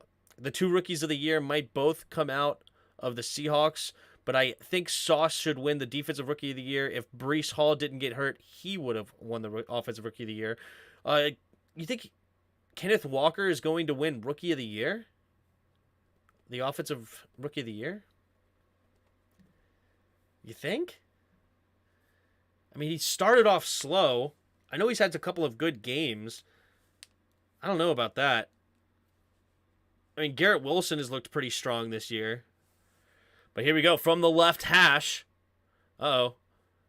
And the Houston Texans are going to ice the kicker here. It's going to be a 54-yard attempt from the left hash when we do get a kick. But Garrett Wilson has looked strong so far. Man, you think maybe Kenneth Walker has a chance. But yeah, Breece Hall, I think, would have ran away with it for sure. Sauce should 100% win Defensive Rookie of the Year. That would be insane. Oh, yeah, Dameon Pierce should be Rookie of the Year. What am I saying? I'm watching him play, and I forget. Like, yeah, why not Dameon Pierce Rookie of the Year? He's been outstanding. Good point. 2nd and 3. Here we go. From the left hash, we have the snap, the hold, the kick is up, and the kick is wide right! And it's no good, wide way to the right, and it will be a tie game going into halftime. Wow. The Houston Texans. Am I really that much of a kiss of death? I bet on the Eagles tonight. Money line. Am I really that much of a kiss of death that the Texans could take down the undefeated Eagles? The NFL is a wild place, man. A wild place. 14 for 18, 176 yards on the first half for Jalen Hurts. Davis Mills, 8 for 9, 90 yards, 2 touchdowns for the Texans. Both quarterbacks looking really strong. Miles Sanders, 8 carries, 54 yards, and a touchdown for the Eagles. Dameon Pierce, 13 carries, 88 yards, leading rusher for the Texans. Leading receivers for both teams, you got Dallas Goedert, 3 catches, 52 yards for the Eagles, and Dorsett, 2 catches, 42 yards for the Texans. The only turnover of the game was a fumble from Jalen Hurts, recovered by Johnson. It was caused by Henry. And that's really... I think it was Henry, right? Or who got the sack? No, sorry, it was Nelson that got the strip sack. It was Henry that should be credited for a sack. Instead, I think he only gets a tackle for loss. Where is the... I think his name's... Is his name not... Oh, maybe it was Hughes? No. Oh, it's this guy. Yeah, King. That's not... It wasn't Henry. I was thinking Henry because of the King, probably. King should have got credit for the sack. Instead, it was just a tackle for loss. But then you got... Both kickers have made both their extra points. Elliott with the only missed field goal on the day. We haven't seen the Eagles punter yet this game. Looking at the team stats, we have 16 first downs for the Eagles, 11 for the Texans. Eagles are 5 for 6 on third down. Texans are 2 and 4. 247 total yards for the Eagles, 182 for the Texans. We've not gotten a lot of penalties at all from either team. We got 1 penalty for the Eagles and 2 penalties for the Texans. And time of possession is almost deadlocked. 15:03 for the Eagles and 14:57 for the Texans. Both teams really doing a great job controlling the line of scrimmage. You can see here we had a 5.5-minute opening drive from the Texans, then an 8-minute drive answer by the Eagles, then another 3.5-minute drive for the Texans. The quick minute from the Eagles with that fumble, but it was a 46-yard drive though. Then you had a quick punt from the Texans, but even a quote-unquote quick punt took 2 minutes off the clock. And then you had a 5.5-minute drive for the Eagles, a 4-minute drive for the Texans, And then they ended it with 37 seconds left at halftime. But yeah, both teams controlling the clock on offense, not scoring quickly at all, and it's 14-14. Tim, never bet on my Eagles again, right? I knew I should have started Tua over Jalen tonight. Uh-oh. I don't know. Damian only beating Walker with rushing yards, and it's not that far off, especially with Walker not having as many rushing attempts as Damian. I mean, if Kenneth Walker keeps doing what he's doing, okay, fine. But is he really going to maintain, what do you have, 167 yards? Yeah, 167 yards against the Chargers. Is he really going to maintain that, or is it going to turn into what he did against the Giants? 18 attempts, 51 yards. That's only 2.8 yards a carry. Like, yeah, he's come out the gate firing, no doubt. He's averaging 5 yards a carry, but will he maintain that? But if he does, then yes, he's obviously the offensive rookie of the year with 5.5 yards a carry and basically averaging a touchdown a game. Yeah, that's pretty darn freaking good. But Dameon Pierce, I mean, he's averaging 4.7 yards a carry on a worse team, clearly. But if we look here, sorry, let's go back to, let's go to depth chart. Let's go to Pierce. He's gotten 539 yards, 121 attempts. He's gotten 3 touchdowns, and this does not include tonight's game, so he's going to be well over 600 yards, if not closer to 700 by the end of the night, and he's averaging 4.7 yards a carry if you include what he's doing tonight, 4.5 yards a carry before the game tonight. So, yeah. But it's also there is a point to where the Seahawks are a better football team, and maybe that gets the nod for Kenneth Walker, but I don't know, man. Who does Dameon Pierce remind you of? I don't know, man. I don't have a good answer for that. Somebody said earlier Emmitt Smith. I don't remember. I didn't really watch Emmitt Smith growing up, as far as like he was really before my time, before I really would acknowledge it. But I mean, kind of like I guess as far as like guys around the league, my best comp would probably be Nick Chubb, a guy with just tremendous center of gravity. Not the fastest dude in the world, but stays on his feet at a high level and more of a run-first guy rather than a PPR guy. So I guess if I was to compare him to somebody else in the league today, I would say it's probably Nick Chubb. Come on, Texans. We need this W. That's right. I would not have took those points straight. I would have took those points straight to the bank. Or I'm not sure. If Jahan was healthy, he would be leading as the Rookie of the Year? Maybe. Who does... sorry. My family has survived COVID. I was allowed to come back home today. There you go. Glad to hear it, though, Redskins fan 10. Glad to hear it. That Texans money line at plus 480 looking good right now. That's some pretty darn good odds. Absolutely. So the Eagles have been a bad second half team and third quarter especially, so hopefully that continues. I disagree on saying the Eagles are a bad second half team. I think is completely not very good. Nick Chubb ran a 4.3. He did not run a 4.3. He ran a 4.5. Nick Chubb.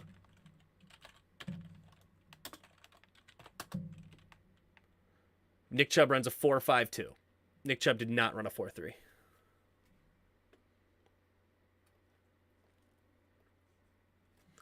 Hopefully Chubb leads most rushing yards this year. I know he is currently. Yeah, I mean, he's studly. Thoughts on the Kyrie Irving suspension? I don't know, man. Because he got suspended for apparently promoting a movie called Hebrew to Negro or something. And I know nothing about the movie. They say it's very anti-Semitic. I mean, promoting a movie you like, I don't know, is kind of odd. I don't know what he said afterwards. Maybe he said way worse stuff than I'm aware of, but promoting a movie that you like that a lot of people don't like is kind of cringe, to say the least, of why you should be suspended.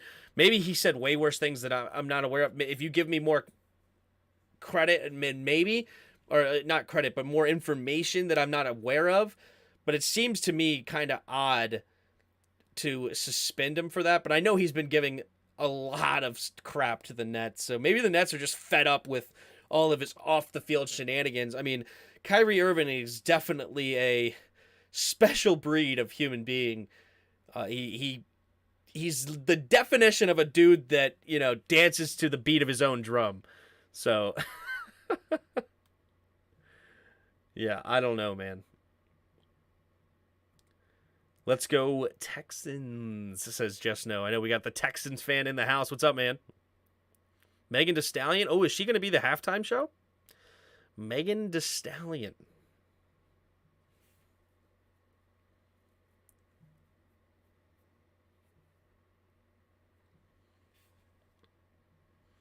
I didn't know he made a movie about that, or I'd rather liked a movie about that, and the title itself sounds very offensive. He didn't make the movie. He promoted it on Twitter. He didn't make a movie.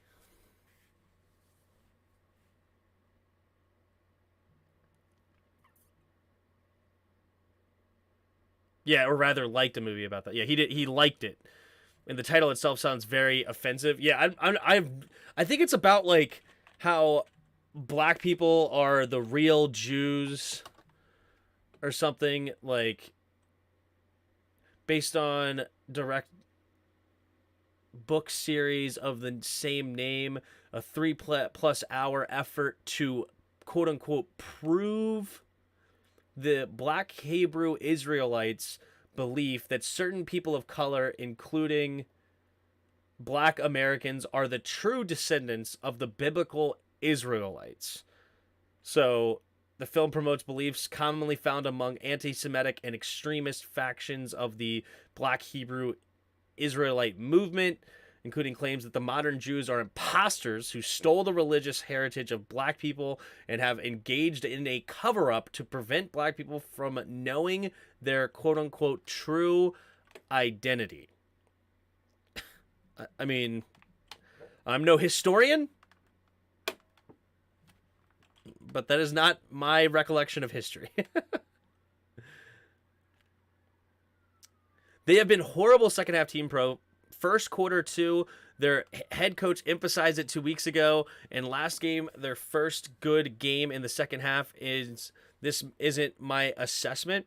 Okay, so the reason I think it's kind of harsh to say they're a bad second half football team, right, is because they usually get the lead and now they're just holding on to it, right? It's one thing to be a bad, if you're losing the games in the second half, okay, then you could say that, but they usually they're doing enough in the second half to win the game. And I'm pretty sure let's see. Yeah, I mean, they had in the third quarter, they had 2 touchdowns and took the lead 38-21. And yeah, they let the Lions get back into it late, but they really weren't really in fear of losing that game 38-35.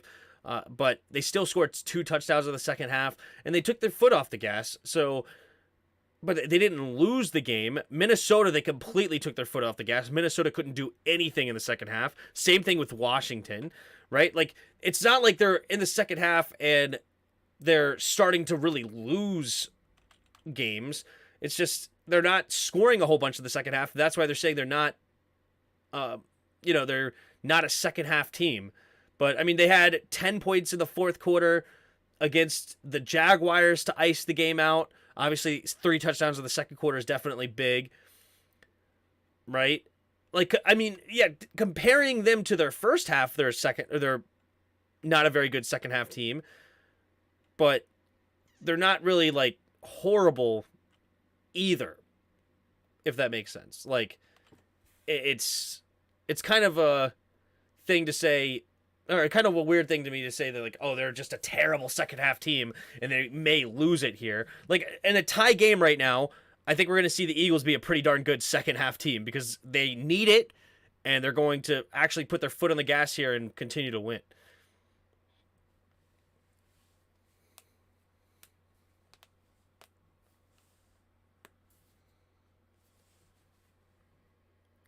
And knowing the cancel culture, why would you promote? Oh, Kyrie has literally no he does not care at all about cancel culture. I mean, the dude's a flat earther.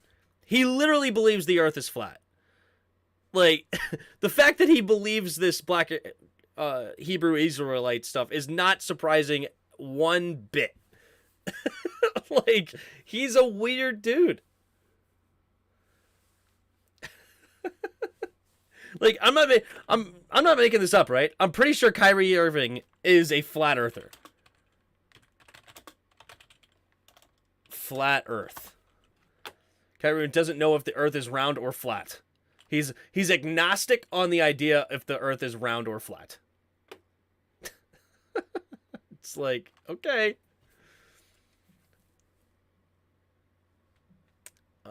That's some BS, yeah. Their whole season was our game against them in a nutshell. They scored all 24 points in the second quarter. That game, weird trend, but it's true. Yeah, I mean, they're definitely a better first half team than a second half team. That's true. Here we go. Return here. Nice hit by, who is that? Chaseman or Reese, or a couple of guys in on that tackle, just smacking them right around the 17, 18-yard line. They bleed clock in the second half pretty much. I haven't watched a single game of theirs. Yeah, I mean, exactly. And it's one thing if they were losing games in the second half, but they're undefeated. So they do enough in the second half to win. I think the Eagles will win still. Probably. Hey, Tim, I wouldn't mind an Eagles loss too bad. What about you? I'm with you, dude. If the Eagles lose, I'm not upset. Even though I bet on them. I'm glad I could be the curse to the Eagles. Takes a snap, drops back, stepping up, and down goes Jalen. Huge sack there. Loss of about 4 or 5 yards. And good start. Hughes on the tackle. Good start here for the Texans.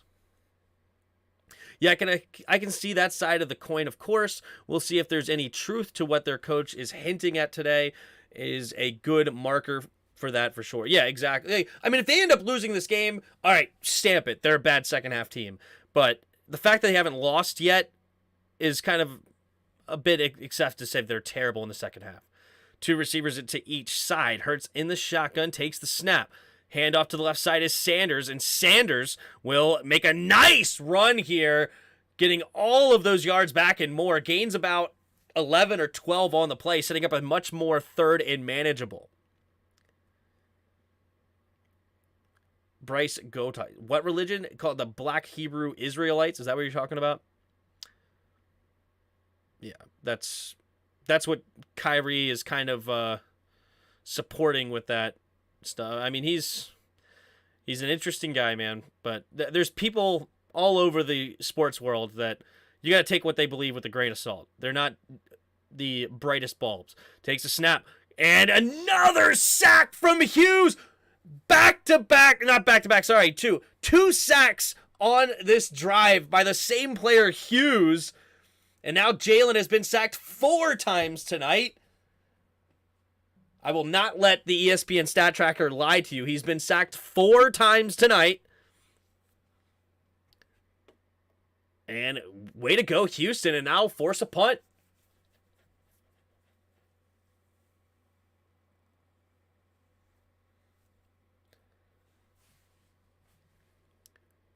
I agree, Johnny, on this one. I agree with Johnny on this one, Tim, where they need to continue to put their foots on opponents in the second half.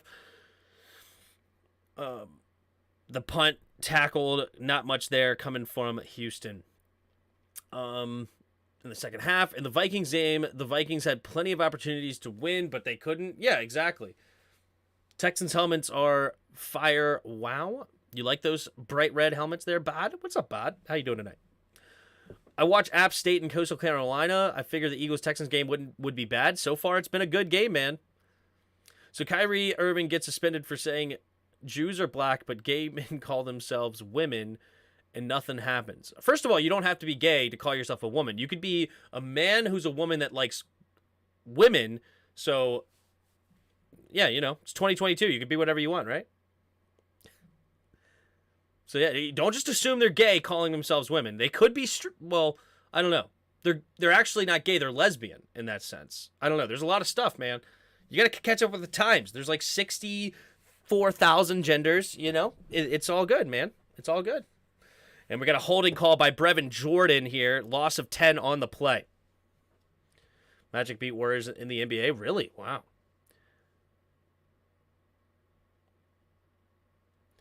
When Chase comes back, do you think the D-line will get better since he'll take over James Smith-Williams' spot? I mean, it can't help. Stick to football team? True. Good idea, Neil. Good idea. Let's get back to football. 1st and 20. 2 receivers to each side. Mills under center takes a snap, play action. Setting up the screen. He has to throw it into the dirt. And it'll be 2nd and 20. I think it was at his pro day in his last testing session before the season, was told that Nick Chubb, 21, ran a pair of 4.3 40s on multiple watches this morning. This is the fastest he has been timed. Well, I don't know about that 4.3 40. I just know about the combine. So he ran a 4.53 at the combine. All right, here we go. 2nd and 20. 2 receivers to each side. Mills in the shotgun.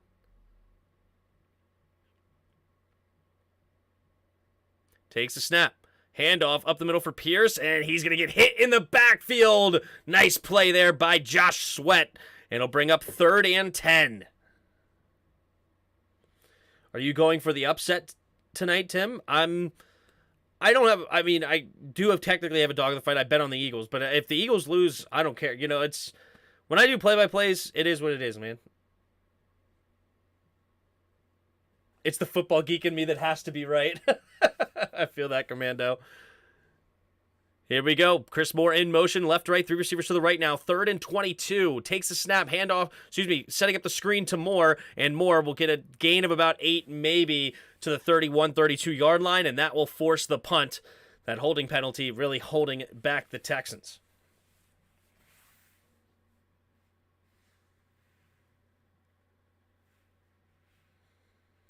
Eagles will get at least a top 15 pick because of the Saints.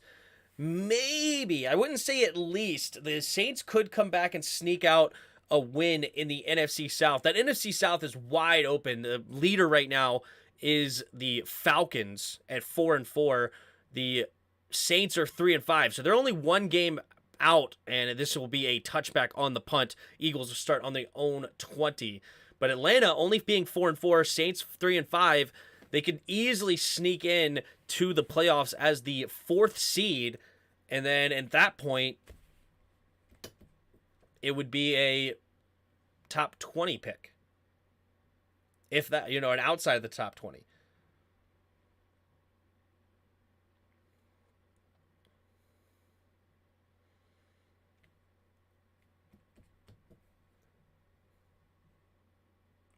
Any practitioners? We're gonna move forward, Bod. We're gonna move forward. We're abandoning that whole line of thought. Okay.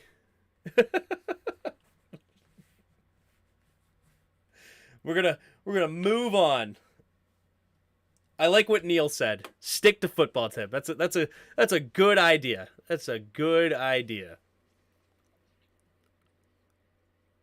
That 2 TD spread looking bad right now. That is exactly why I took the money line instead of the spread.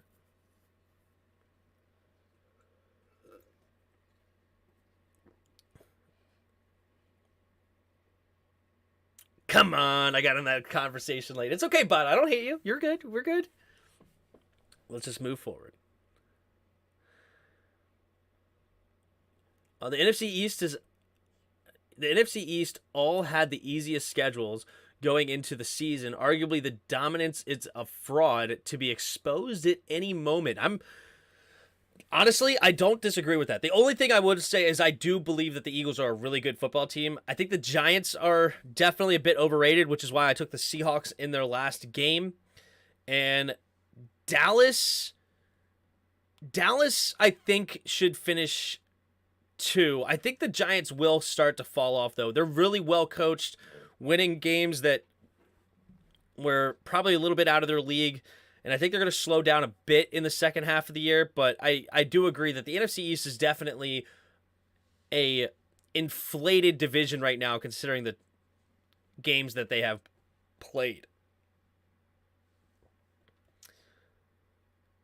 Does anyone think if the Eagles survive this game, they will go undefeated for the season? They easily could. I mean, their schedule is one of the easiest cakewalks you've ever seen. Texans win by 40, says Hassan. Here we go. 1st and 10.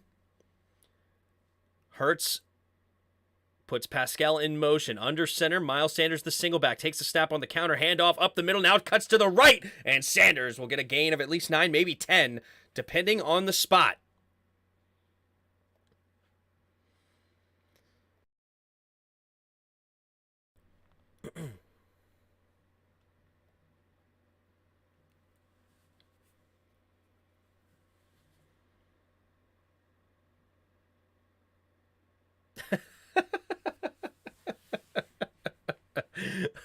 I am a mod because my comments need to be highlighted in blue so they can know what is important to read.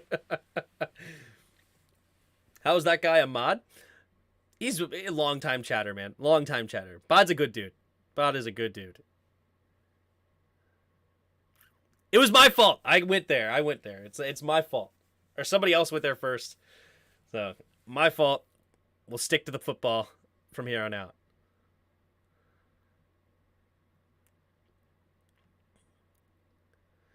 All right, here we go. 2nd and inches. They don't give him the first down. Goddard goes in motion. Sanders single back. Takes the snap. Handoff up the middle for Sanders. And Sanders will not get to the first down. Nice tackle there by Harris. 3rd and inches now for the Eagles. Will they go to that QB sneak? Blue being the most important of colors. Oh, man. When Davis Mills outplaying Hurts. I like Davis Mills coming out, dudes. You can ask anybody that was there back in the day. I've said I liked Davis Mills. Here we go. Hurts in the shotgun. 3rd and 1. Takes the snap. Handoff up the middle for Sanders. And Sanders does, on the second effort, will get to the first down marker. Houston really doing their best to keep them from getting that first down, but it does not work. That'll move the chains for the Eagles. I would do a play action pass deep. Yeah, especially with it, that wouldn't have been a bad idea, especially considering first of all, the pocket was absolutely loaded. Secondly, you're probably going to be able to get the first down with that QB sneak that you guys are so freaking good at. Christian Harris is solid. Is that Christian? That was Christian Harris? That the linebacker from Alabama? Puts a man in motions. A.J. Brown takes a snap. Christian Harris was from Alabama, right?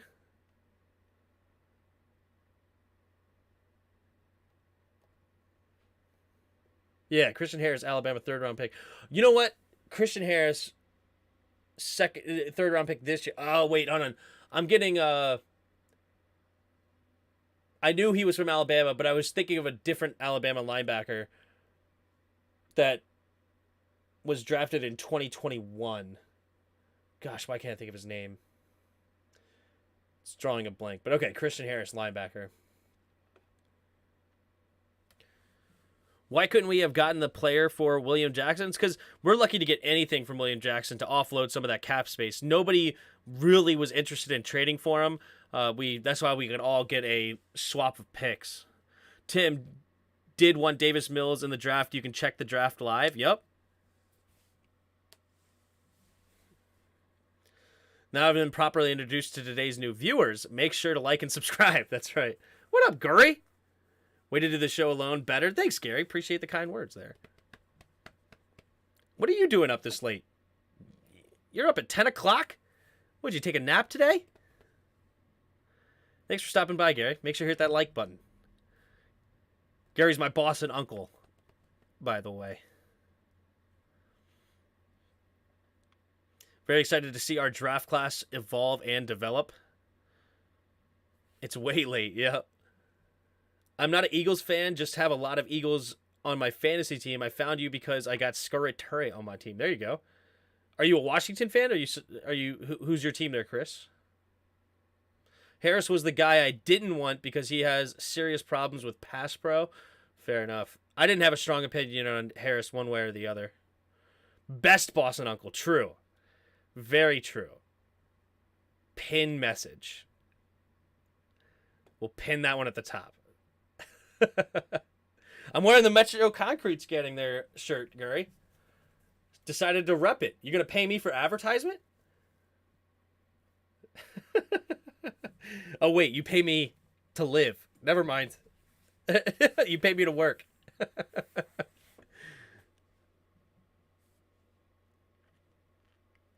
Smash that like and subscribe. Over 60 people in here. Wow, is that true? 60 people in the chat. You guys are the goats. 60 viewers. Appreciate you guys all being here. Touchdown was at the 28-yard line. Oh, it'll bring up 4th and 2. Oh, he loses a yard. Miles Sanders. I didn't even realize they were challenging this. And instead of a first down, he will be short. He even loses a yard. 4th and 2 now. What will the Eagles do? They will punt. They are deep in their own territory. Or not super deep, but at the 28-yard line. So they will punt it here with Sapos. Punt it away. And it'll be the second punt tonight. And so, yeah, maybe the Eagles are a terrible... You must wear Metro Concrete on, or Metro swag on all future shows. There you go. Or else you're fired. You're fired, kid. Will this be Ron Rivera's last year as a coach? I'm leaning towards no. With them bringing the team back to 500, seeing where the turmoil the team is in, new ownership. I think the new ownership will be probably slow to move coaches. Take their time, similar like they did in Carolina. So I don't think they will. I could be wrong, though. Oh, I did have problems with Harris. Now, if he worked out his pass pro, he'll be a stud, but he didn't get any better while at Bama. Gotcha. Takes the snap. Davis Mills handing it off to Pierce. Pierce, jump cut, and somehow spins around. We'll get a gain of 5. Hargrave makes the tackle. A hibernation pod took, bod confirmed. Or what? I have no team, just an avid fantasy team for years. Fair enough. Fair enough.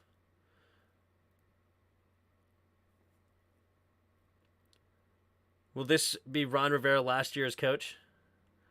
Sorry, I already read that one. All right, Davis Mills under center. We got 2nd and 4 at the 26-yard line. 3 receivers to the right. Takes the snap. Hand off to the left side is Pierce again. This time he gets tripped up in the backfield, so he'll lose at least a yard, maybe 2. Oh, Gary with the super chat. Doing a little ha ha ha ha there. There you go. There's my payment for advertisement, the company. If you do work construction, I do GPR, which is ground penetrating radar. If you're in construction, you know what that is. I scan concrete for you. If you do need cores cut, give us a call. Look us up, Metro Concrete Scanning on Google. There's my first advertisement ever on the channel. 3rd and 6 at their own 24-yard line. 3 receivers to the right. I should state in the DMV area. Here we go. Takes the snap, drops back. Mills is getting pressure, immediately steps up. He's going to throw it over the middle of the field, and it's intercepted! Terrible throw decision. C.J. Gardner-Johnson coming back the other way down the sideline. And pushed out of bounds at the 17-yard line. Davis Mills feeling all the pressure, trying to throw it away in the middle of the field. Very dangerous. And we just found out why. Davis Mills making a very big mistake. Rex Burkhead, nobody blocking the in-man on the line of scrimmage. C.J. Gardner-Johnson, it looks like he does make the interception. Let's take a look here. This will be the right angle to see if it hits the ground. No, it does not. That is a clean interception. Eagles have it. Hey, Tim, it's me, the usual Panthers fan. What up, Steve? Thoughts on the amazing DJ Moore catch? You talking about at the end of the game? That was pretty cool, man. Takes a snap, batted down at the line. Jalen Hurts could not get it over the line. That'll bring up 2nd and 10. Looking on a slant pass, it was Green, the defensive end, on the bat down. Best in the biz. That's right, baby. Best in the biz. Ron Rivera can't be a GM anymore, but he can be coach. Yeah, he's really not the GM, but he hired the GM. That's the problem. So he basically is. Here we go. Takes a snap. Drops back. Hurts looking, throwing it over the middle. And touchdown is A.J. Brown. And the Eagles go up on top here. 20-14. And the Eagles penning an extra point, going up by 7. 8:04 to go here in the third quarter. And this is what I'm talking about. Are they really a bad second half team, or are they just not need to do anything in the second half? So their stats are way less. And there goes A.J. Brown running wide open in the end zone in front of the safety. And just nobody covered him, finding the hole in the zone. I mean, that's just too easy. And here we go. Elliott for the extra point. We have the snap, the hold, the kick is up, and the kick is good. No doubter. Right down the middle. So it's a 21-14 lead for the Eagles. Can the Texans answer? Davis Mills throwing his first pick of the night on that play. It was really just, it was a horrible decision by him. He's got to take responsibility for that. But his offensive line and running back did him no favors. Nobody blocked the defensive end on the line of scrimmage. And there was 3 dudes over there on that side that should have been blocking him probably, or at least 2. If you look at the right tackle and the running back, neither of them looked at him. And the miscommunication caused a turnover, and the Eagles capitalize. That may have been the worst interception I've ever seen. It was not good. It was not good. Definitely got flustered on that one and needs to be better.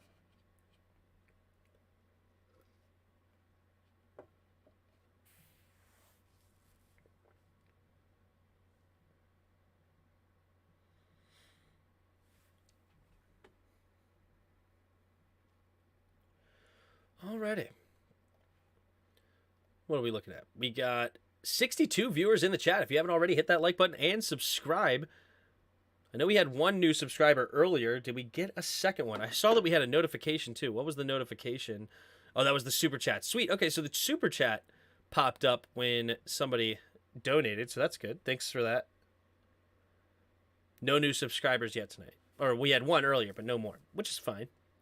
A.J. Brown may be the best receiver in the NFL. I just disagree. I just disagree with that. Like, A.J. Brown's a stud. Don't get me wrong. I'm not trying to hate on him at all. It's just, I think that people are really sizing him right now after that performance last week, which was really awesome. But he was going against a guy named Akello Witherspoon.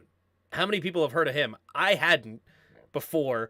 And he's like a 45 PFF corner, and he just gave him the business. And for some reason, the safety help over the top wasn't there. It was great throws by Jalen Hurts.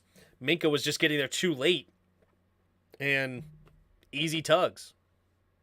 What up, Bod? What did I miss? Took the dogs out and the Texans had ball. Did Mills throw a pick six? The Mills threw a pick, and they got inside the red zone right away. And then A.J. Brown wide open in the end zone for Jalen Hurts' first touchdown. Yeah, basically pressure came right off the line of scrimmage immediately. Davis Mills got flustered, avoided the rush, but then didn't know where to look, and he just threw it out to the middle of the field trying to throw it away, and it ended up getting picked by C.J. Garner-Johnson. 659 yards, 5 TDs, plus whatever he has tonight. Talking about A.J. Brown? Yeah. And there is the kick and the touchback. But he had 3 of those touchdowns against Akello Witherspoon. That's my point. And he's on the, second, probably third best offense in football? Behind Bills and Kansas City? I mean, literally the Eagles are one of the best offenses in football that he's on. They got tons of weapons. Of course, Devontae Smith. They have Dallas Goedert. Kes Watkins ain't bad as a third receiver. They got a bunch of running backs. Jalen Hurts is on another level this year. I mean, yeah, Justin Jefferson is my number 1 receiver in the league. Jamar Chase is up there too, but Jamar Chase, of course, hurt right now. But Justin Jefferson's studly. Here we go. Mills under center, takes the snap. Play action, pressure immediately, gets it underneath. Caught by Chris Moore, but he's going to get tackled. What great defense by the Eagles. That is just textbook Edwards on the tackle. But Man, they read the play action, got immediate pressure, but then they also had a man guarding the tight end that he had to throw to immediately. Just perfect textbook coverage there on a play action.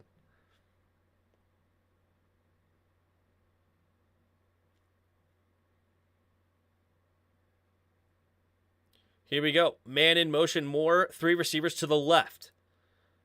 Takes the snap. Play action. Quick throw over to Moore. Moore on the screen on 2nd and 14. Has blockers in front, and he's still going into the secondary. Makes a man miss, and now tackled at the 45-yard line. Houston not dead yet. Not willing to give up on this football game. They are looking really strong. Outside of that Davis Mills interception, they're really having a super good day on offense. 11 for 14, 120 yards, 2 touchdowns, and a pick for Mills. 16 carries, 90 yards for Dameon Pierce. Especially against a really strong defense in the Eagles. This offense has not looked bad at all. Can they keep pace, though? Takes the snap.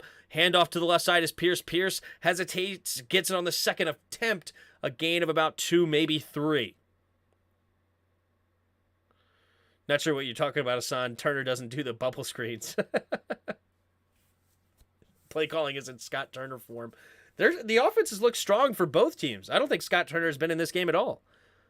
We do throw to the D tackle screen, or the DT screens. The opposing team's D tackle. Here we go. 2nd and 7.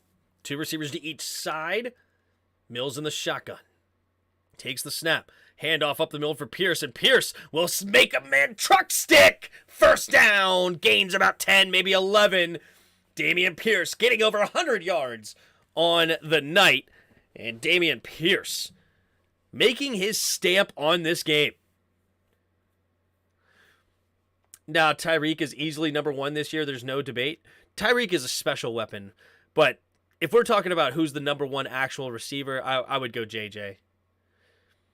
Tyreek Hill is the stud of a weapon, though. He's a great receiver. He really is.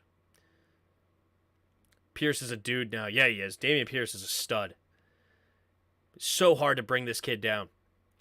Here we go. Takes a snap. Handoff to the right side is Pierce again. And Pierce will get a gain of about 5 on this one. 2nd and 5 coming up for the Texans. 961 yards is unreal right now. 200 yards ahead of everyone else. Yeah, but didn't the Vikings have their bye week and the Dolphins haven't yet? Yeah, the Eagles are only, actually the Vikings are only 6-1, so they're a game behind. So Hill is definitely having a great season though. But Justin Jefferson is a game behind him. Takes a snap, handoff up the middle for Pierce again, and they're just feed the beast. Another first down tackled by James Bradbury. Dameon Pierce gains 5.5, 6 on that play. Move the chains. 4.5 to go here in the third quarter.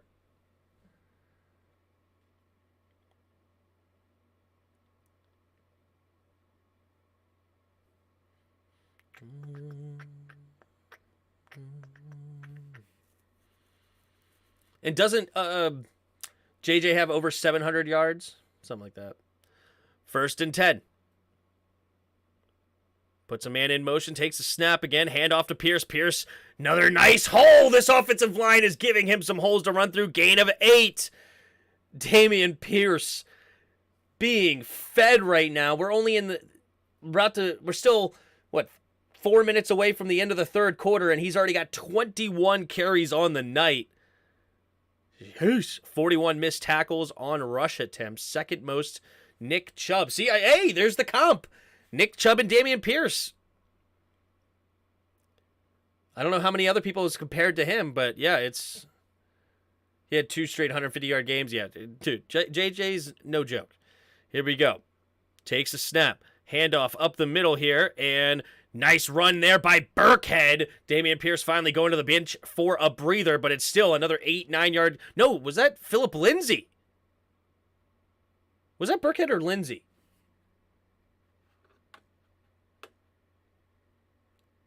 Or is Philip... No, Philip Lindsay's now on the Texans. That had to be Burkhead. I just saw the head... Head. Yeah, it was Rex Burkhead on the carry. I just saw the hair coming out, and it kind of reminded me of when Philip Lindsay had that hair. Here we go. Under center is Mills up to the 13-yard line of the Eagles. Dameon Pierce, nowhere to run on this one. He's going to get barely back to the line of scrimmage. This might be a bad comparison, but Pierce reminds me of Maurice Jones-Drew? Maurice Jones-Drew was a small dude, though. How big is Dameon Pierce? Dameon Pierce, 5'10", 218. Maurice Jones-Drew was like 5'7". Here we go. Takes the snap. Handoff up the middle for Pierce. Pierce, nice jump cut, but again, not much there. Eagles defense starting to tighten up here in the red zone. Only gains 1. 3rd and 9 coming up for the Texans. Yeah, Lindsey's with the Colts. You're right. Now, Pierce is nothing compared to Chubb. I would say Robinson is close to him, but he needs to stay healthy. Robinson? Like James Robinson?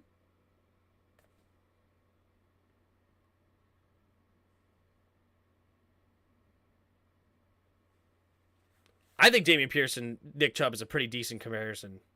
Here we go. 2 receivers to each side. Mills in the shotgun, takes the snap on 3rd and 9. Has time, rolling to his left, has to get rid of it, and incomplete. And wanting a flag is Rex Burkhead. No avail, and the Texans will have to settle for a field goal here. I know he don't mean Brian. Maybe he does mean Brian Robinson. Honestly, that comparison's not horrible either, but Dameon Pierce is closer to Nick Chubb than Brian Robinson is right now. There's no if, ands, or but. Like, Brian Robinson has a long way to go. I wouldn't hate the idea of comparing them if you look at it in the long run, but not yet. Takes the snap, the hold, the kick is up by Fairburn, and it is good. So we got a 21-17 game here with 1 minute and 15 seconds left in the 3rd quarter. Thursday night football. Man, it's a good game. Much better game than most expected, I'm sure. Texans within 4. Quite impressive. Stop it, guys. The best wide receiver out there is Scary Terry. See, they just don't know that yet there, Janelle. All right, they just don't know. Trust me, I would take Terry over anybody in the league, and I'm not kidding. I would, but I know I have a bias. I understand that. I'm a Skins fan, of course. Terry, though, absolute stud. He still needs time to prove it to the rest of the league, and he is criminally underrated to most. And I know what he's capable of. I love the dude. He is so tremendous. And if you told me, hey, I'll trade you Justin Jefferson for Terry McLaurin straight up, I'll tell you to go shove it somewhere. All right? I would keep Terry on my team any day of the week, and I'm not kidding. But I understand where people are at. So I just don't bring it up because I know where my bias is. I mean, come on, is it really Tyreek who is the weapon when you got a goat throwing him the ball? True, bud. True. He's throwing you the best ball in the history of football. Terry McLaurin is the best. Yeah, he's number 1 in our hearts. I love Terry, dude. I love Terry. I wouldn't trade him for anything. Zay speaks the truth. I swear, I wouldn't trade Terry McLaurin for anybody almost. Other than maybe. All right, I'm not even going to say it. I don't care. Any trade that I come up with wouldn't happen anyway, so I'm not even going to bring it up. I wouldn't trade Terry for anybody. Here we go. Jalen Hurts under center. Takes a snap. Play action. Rolling to his right. Hurts looking, and throwing it underneath. It'll be caught by Dallas Goedert for a gain of 7. Terry for 5 first, Myles Garrett, Pat Mahomes, and a new owner. You wouldn't trade him for Mahomes? You know me too well, expert. You know me too well. That's exactly who I was thinking of, but I didn't want to say it out loud. I love Mahomes. If you don't have a QB that can throw 60-plus yards, JJ isn't that great, to be honest. JJ's a stud. That's funny. I like the face at the end. Hurts under center, 2nd and 3 with 35 seconds left in the third quarter. Takes the snap. Handoff. No, play action. Setting up, stepping up, rolling, escaping the rush. Blitz coming, and he somehow escapes, and he's going to get a first down out of bounds. 2nd and 3 turns into a first down. What moves there by Jalen Hurts?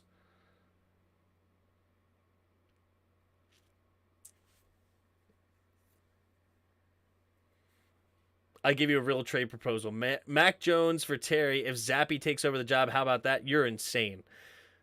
I know you're trolling me. How are you a whole 3 plays ahead? You got to watch it on Twitch TV. Twitch.tv. They're ahead of everywhere else. Twitch.tv. Oh, we got a notification. Who's that? We got Southern Dad subscribing to the channel. Appreciate the subscription there. Southern Dad, thanks for being here. And thank you for the subscription. Tim, look at my upper comment. Terry for Nathan Peterman and Richie James. Oh, dude. You're right. Yeah, what was I thinking? Of course I would trade him for Nathan Peterman. Here's the real troll. Here is the real troll. I would trade Terry McLaurin for my boy Drew Lock. Give me Drew Lock for Terry McLaurin. The stud of all studs. All right, end of the third. I haven't played Weddle today yet. What's Weddle Games doing over here? What do we got? Alan Lazard. We got a receiver. 6'3", 6'4" receiver in the AFC. Let's go with T. Higgins. All right. Not in the AFC North. We're still only 6'3". Let's go with Alec Pierce. Alec Pierce, 6'3". We're not in the AFC South. AFC East. Who's a 6'3" receiver over in the AFC East? Maybe Corey Davis. Boom! That was quick. Let's go over here for the hard mode. Let's go about 3/4 of the way down. Mike Dana. Never heard of this guy in my life. We're not getting much. We know it's an offensive player, about 6'1", 6'2". Let's go with A.J. Brown.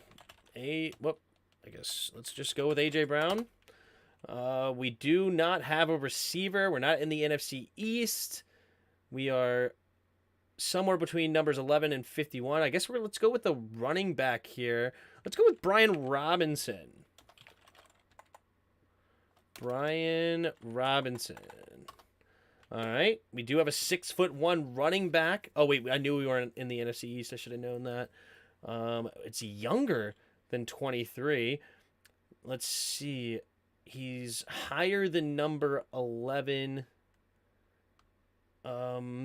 What younger running back? It's 6'1", a super young running back. I think Kenneth Walker is not it, but I'm just going to throw it out there. Yeah, I thought he was pretty short. We got the age correct. It is in the NFC West. Is that Tyron, whatever, Tyron? What's his name? It's Davis something. What's his name? This guy, Davis Price. All right, there it is. Got it. Tyrion Davis Price. And we're back. Quick pitch play to Miles Sanders. Miles Sanders to the right side, and it's out of bounds with a gain of 7. 1st and 10. It is the Niners back. The rookie from Michigan, Hassan Haskins, he's in the AFC. He's on the Titans. If we acquire him, Tim would elbow children in the face to get an autograph first. You and your man crush for Drew Lock. Oh, that's funny. 2nd and 4 here for the Eagles. Up by 4 at their own 43-yard line. What up, Ron?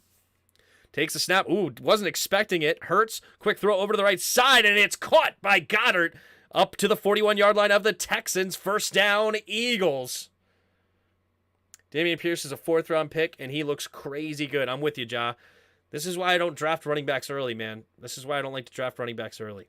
Even though Breece Hall is a stud and Kenneth Walker's really dang good, you can find some good running backs late, man. Running backs are a bit of a dime a dozen. Ooh, he missed the tight end wide open for potentially a touchdown. Here we go. 1st and 10 at the 40-yard line of the Texans. Eagles have the ball up by 4. Takes a snap. Blitz coming. Picks it up well. Has pressure late, though. Has to get rid of it. Does find his tight end. And it will be good enough for a first down. Move the chains up past the 30. Kenneth Walker's an absolute beast. He is, man. He is. Goddard is killing him. Wasn't Emmitt Smith the 3rd rounder? He may have been. I don't remember. Little bit before my time there, Chris. Up to the 30. 1st and 10. 13:20 to go here in the 4th quarter. A.J. Brown and Devontae Smith on the left. 2 tight ends on the right. Takes a snap. Play action. Blitz coming again. Has to roll to his right. Looking, scanning, and just has to get rid of the football. 2nd and 10 coming up for the Eagles. Gibby was a 3rd round. He's the best in the league. I know I'm old. It's all right. We got people of all ages in the chat, man. All ages. You're probably not the oldest in the chat. Probably not. 13:05 to go here in the 4th quarter. Eagles have the ball up by 4. In field goal range already. We have seen Jake Elliott, though, miss a field goal earlier from 54 yards out. Right now it would be about a 48-yard attempt. 3 receivers to the left. Hurts in the shotgun. Blitz coming again. Quick throw to Goddard. Goddard has blockers in front. And, oh, nice tackle by Christian Harris to save a potential touchdown. It is going to be a first down, though. Nice play there by the Eagles.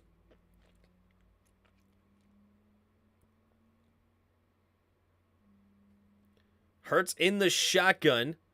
3 receivers to the right. Puts a man in motion as Kez Watkins takes the snap. Handoff up the middle. Sanders with a nice hole, and he's going to get the first down and a couple extra. Gain of about 12 inside the 10, up to the 8.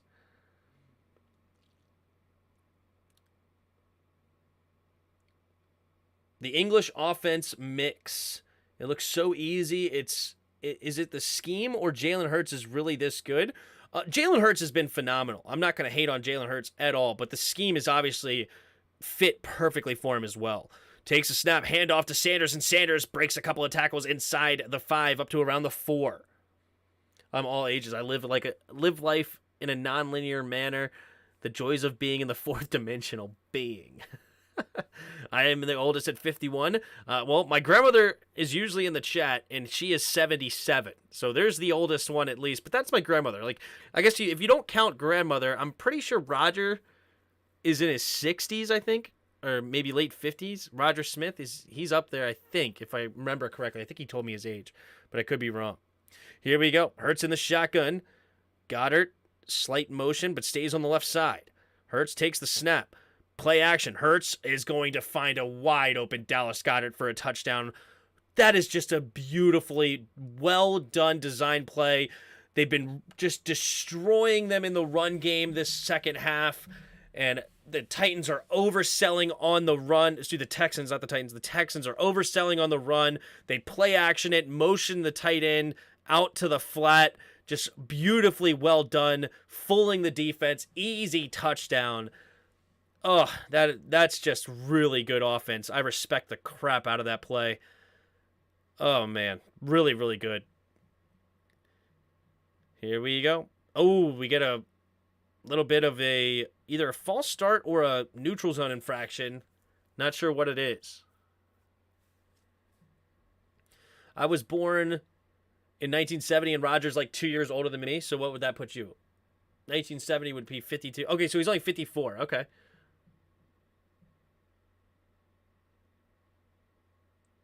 See, that is what should be doing with Bates 2 times or more a game. Yeah, it's just beautifully done. It is offsides. Now what will the Eagles do? Will the Eagles send in the offense then? You're going to go for 2 then from the 1. Are we going to see another QB sneak here for Hurts? Well, at least I picked filthy, yep.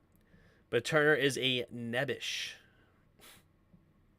The Eagles making it look so easy. Is it the scheme of Jalen Hurts is really that good? Yeah, it's... I think I answered that one. She will tell you how good Johnny Unitas was. Yeah. There's my grandmother. Hey, Momo. C. Lynch is my grandmother.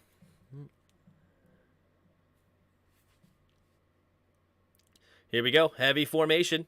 Moves the running back out. Now Goddard goes out. What in the world? We're getting a crazy shift here.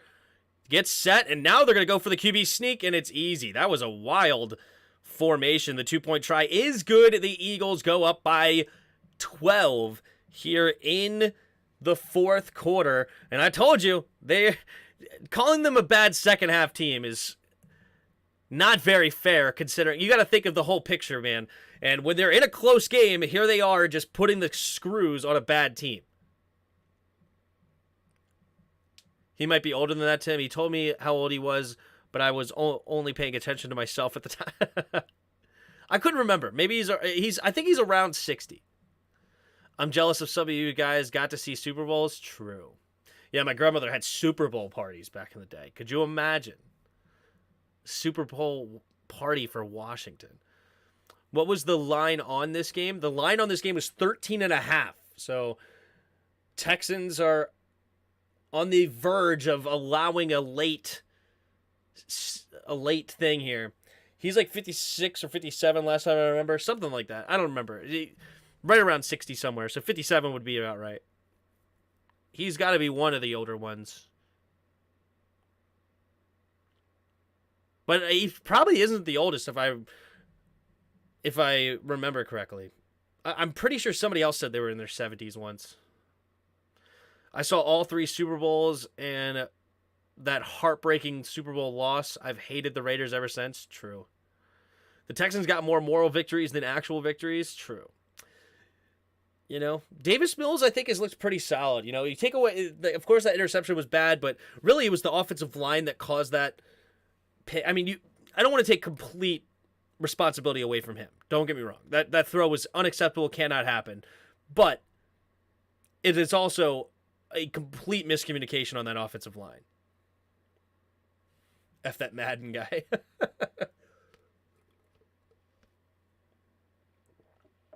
And that pudgy face QB they had. What was his name? I can almost see. Is it like Schaefer or something? Who's their quarterback? I can't remember. Moral victories are the success for the Texans. Yep. Dameon Pierce, though. 23 carries, 123 yards. Have a day, young boy. Have a day. Oh, it was Plunkett. Okay. Didn't they have a quarterback, Schrader? I guess it wasn't that year. It was Tom Flores coaching the Raiders. The Raiders. What about that loss to Miami in Super Bowl 7? Definitely wasn't around that. There's the kick. But I heard they had a greasy quarterback. As a Washington Commanders fan, I am so jealous of the Philadelphia Eagles and the Giants on the coaching job they have done with these teams. Yeah, their coaching has definitely been really strong. He was our pudgy face QB. Schrader was our guy? I thought Schrader played for the Raiders. Jay Schrader or something? Am I crazy? There he is. Oh, he played for both. Okay. Hand off to the left side, and he will fall forward for a gain of 2.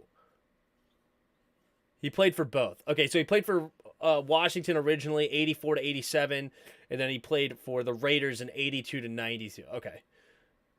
I forgot that he played for us, but I remember him playing for the Raiders. He was our pudgy face QB. Where the heck did Sirianni even come from? He was the offensive coordinator for the Colts before he coached for the Eagles. Here we go. Pierce, the single back, takes the snap, play action. Mills steps up, throwing it deep and overthrowing Philip Dorsett. There is a flag on the play, though. What's the flag going to be?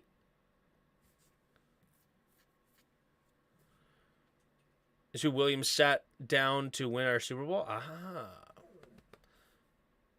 Roughing the passer. Number 94 hitting him to the ground after the ball was gone. Roughing the passer there. That's a tough call. Oh, it's Hargrave, not Sweat. Why did I think it was number 94? And hitting him high to the ground after the ball was out of the hands. Meh. Roughing 100%. Yep. In today's world, that's roughing 100%.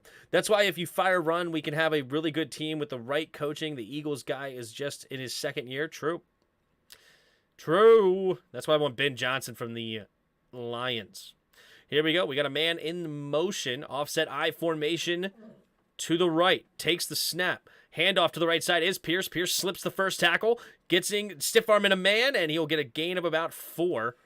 His leg kind of bent weird. I hope he's okay. He's going to the sideline. Not sure. He may just be tired. I don't think he's hurt. What are you yawning for over there?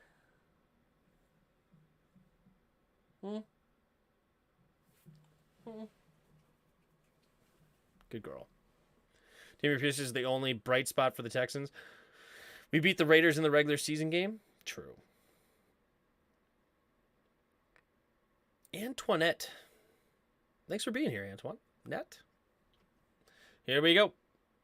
Pierce, empty backfield with 3 tight ends, though. That's odd. Takes a snap, play action. No, excuse me, pump faking, keeping it himself and running for the first down. And Davis Mills gains about 7 or 8 yards. Move the chains. I don't want anything from the Lions. Yes, he's doing a good job, but come on, man. The Lions? Well, hey, most people would have said I want nothing to do with Washington, and yet we've gotten some good coaches coming out of Washington, don't we? Sean McVay, Matt LaFleur, Kevin O'Connell, Kyle Shanahan. Most people would say, yeah, I don't want no coaches from the Washington. Oh, okay, well, how do you like them apples? Here we go. In the shotguns, Mills takes the snap, play action. Looking, scanning to the left, and it will be caught by Dorsett for a gain of about 6. Oh, are they going to say he's out of bounds? Or... Ooh, he says he's out of bounds. He didn't toe tap it. Never mind.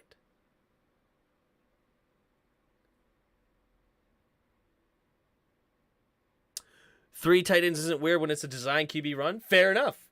But it is weird out of an empty backfield set. That is the odd part. You don't see that very much. I don't know how many times I've seen that, to be honest with you. Very, very rare. Here we go. Mills under center. Jordan goes in motion from left to right. Takes the snap. Play action. Mills rolling to his right. Going to throw on the run. And it's going to be caught. But does he stay in bounds? Does he toe tap it? And they say, yes, he does. What a catch by the second-year tight end out of Miami, Brevin Jordan. Does he make this grab? One. Oh, I don't think he's in. The heel-toe thing, that's unfortunate. He's not going to stay in bounds. The heel came down in first, but then the toe tap. Nick Sirianni ain't afraid of these refs at all. Wait a minute. Hold on. That angle was interesting. I think it's out, though. I think it's out. Think Scott's going to call a better game Sunday? I can only hope there, Tanks. I can only hope.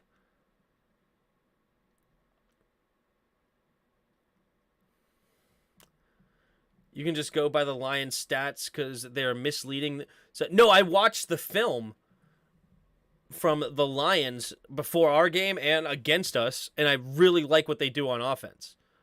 That's why I like him. And I like that he's doing it with not a very talented team. That's what I like about it too. But what's the guy from the Seahawks again? Seattle offensive coordinator? Shane Waldron. I would like Shane Waldron too. He's been doing a tremendous job with questionable talent over there with Geno Smith and company.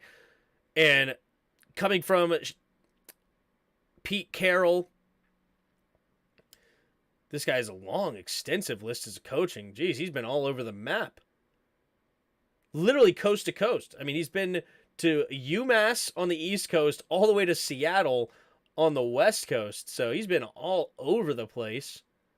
He also coached under Sean McVay with the Rams, so he's got some good coaches above him from a good coaching tree. Shane Waldron would be a guy that I would not mind either. I think those would be my two front runners, Ben Johnson and Shane Waldron. No toe drag swag from the big fella. Yup. Think Aaron Rodgers is mad Green Bay didn't go after Hill from Kansas City? I'm sure Aaron Rodgers is mad for many reasons. Just add that to the list. Only 57% picked the Eagles to win. We are in a Washington chat, are we not?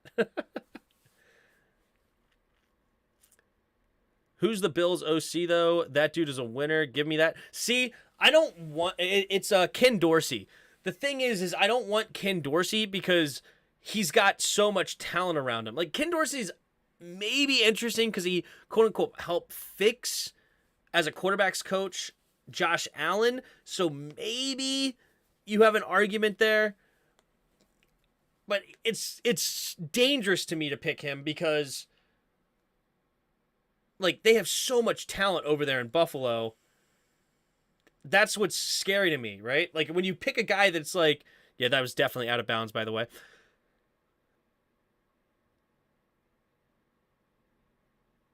Yep, incomplete.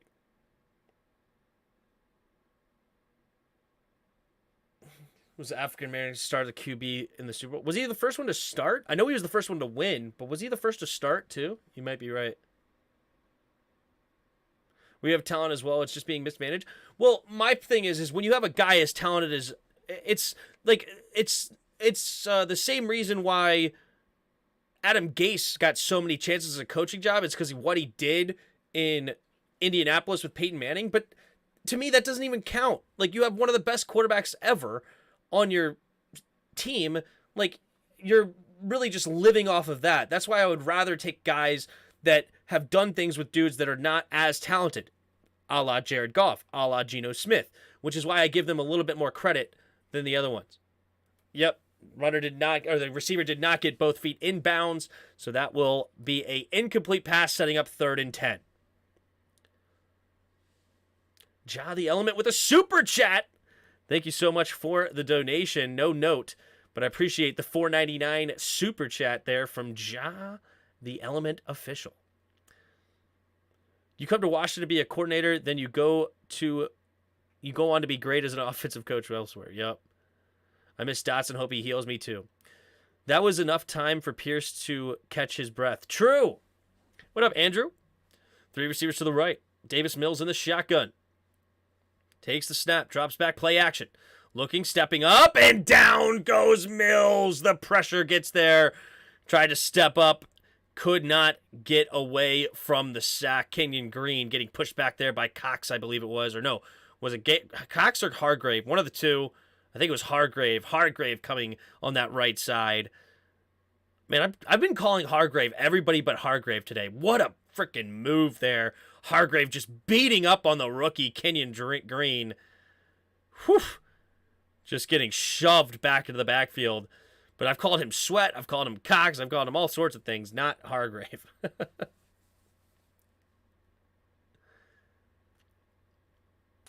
What's going on, Tim? Just got off work. Glad to at least catch a bit. Thanks, man. Thanks for stopping by. I hope you had a good day at work. Do you think Terry McLaurin could be a Hall of Famer? Could? Absolutely. Absolutely he could be a Hall of Famer. Will? It's a different question. But could? 1,000%.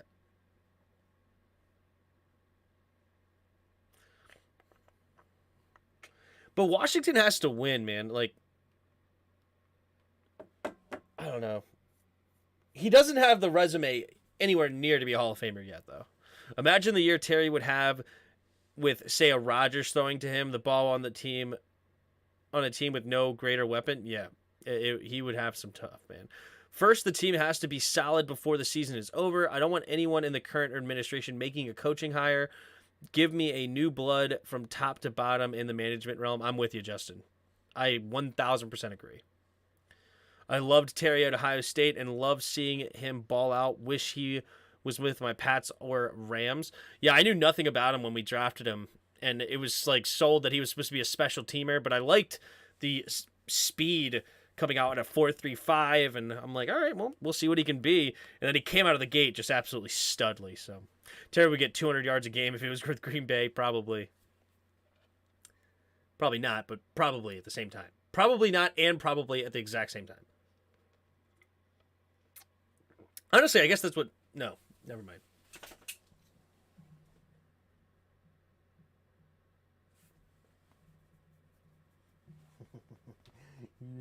Good goose. Good goose. Hanging out with daddy. Good girl. Is Brandon Cooks a Hall of Famer? No.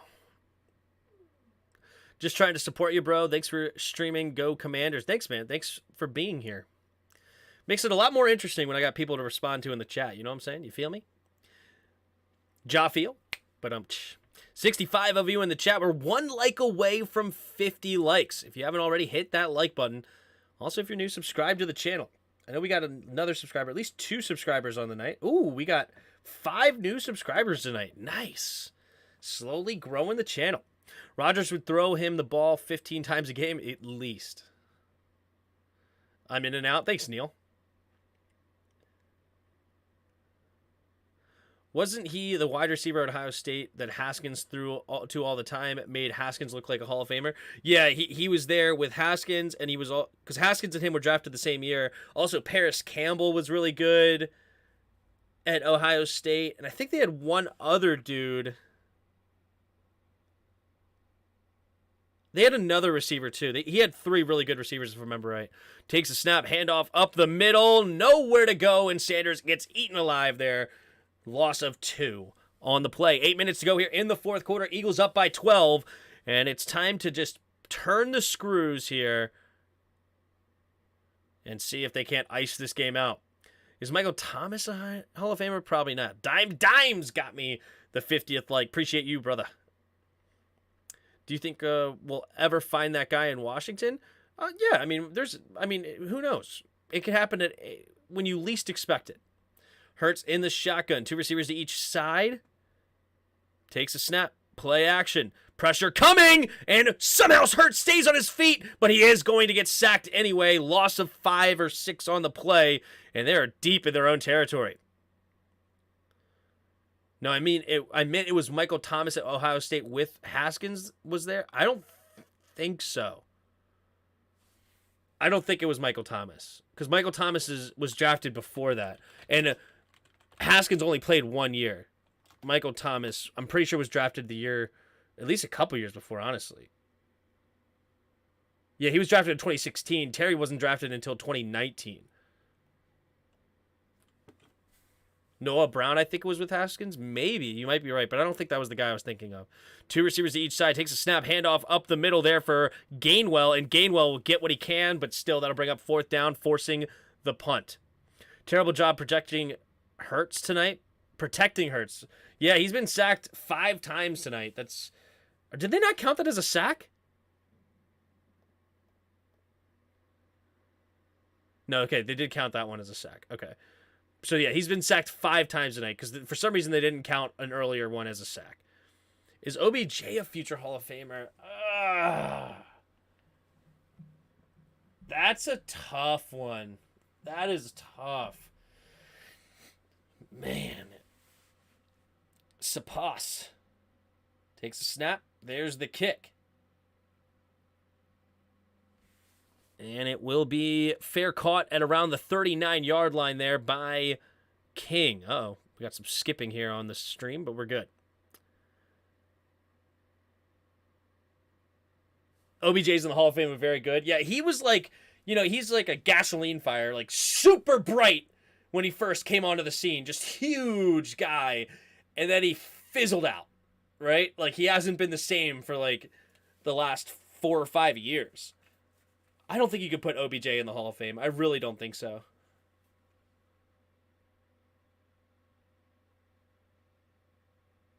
Here we go. Takes the snap. Play action. Mills stamping up and throwing it underneath, and it's going to go right through Hairston's hands. That'll be incomplete, 2nd and 10.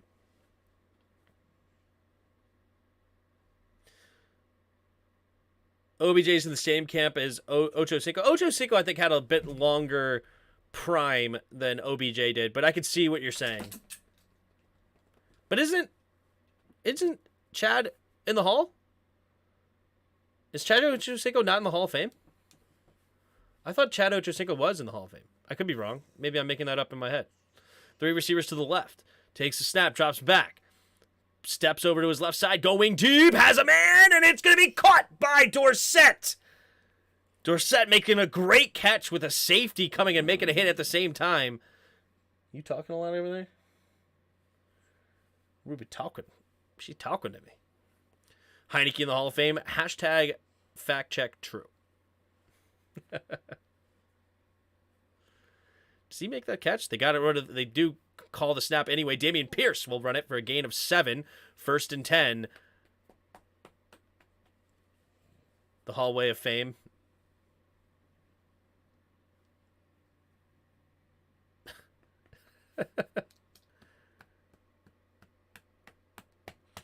Man, Pierce is so nice. Yes, he is. If DK or AJ makes the Hall of Fame, so should Terry. I don't know about that, man.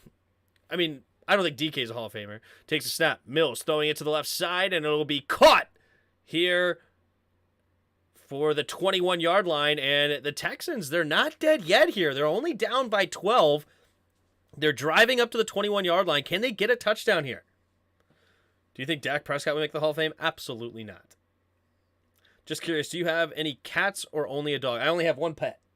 I only got one Rubiduba. What's the clock look like? A minute left in the third? No, not at all. It's under 5 minutes, 4.5 to go here in the fourth quarter. Takes the snap, handoff up the middle here, and it'll be tackled at around the 3-yard line. 4:19 to go in the fourth quarter. Down by 12. Can Houston get a touchdown here? If they get a touchdown and a quick 3 and out, they could still be in it.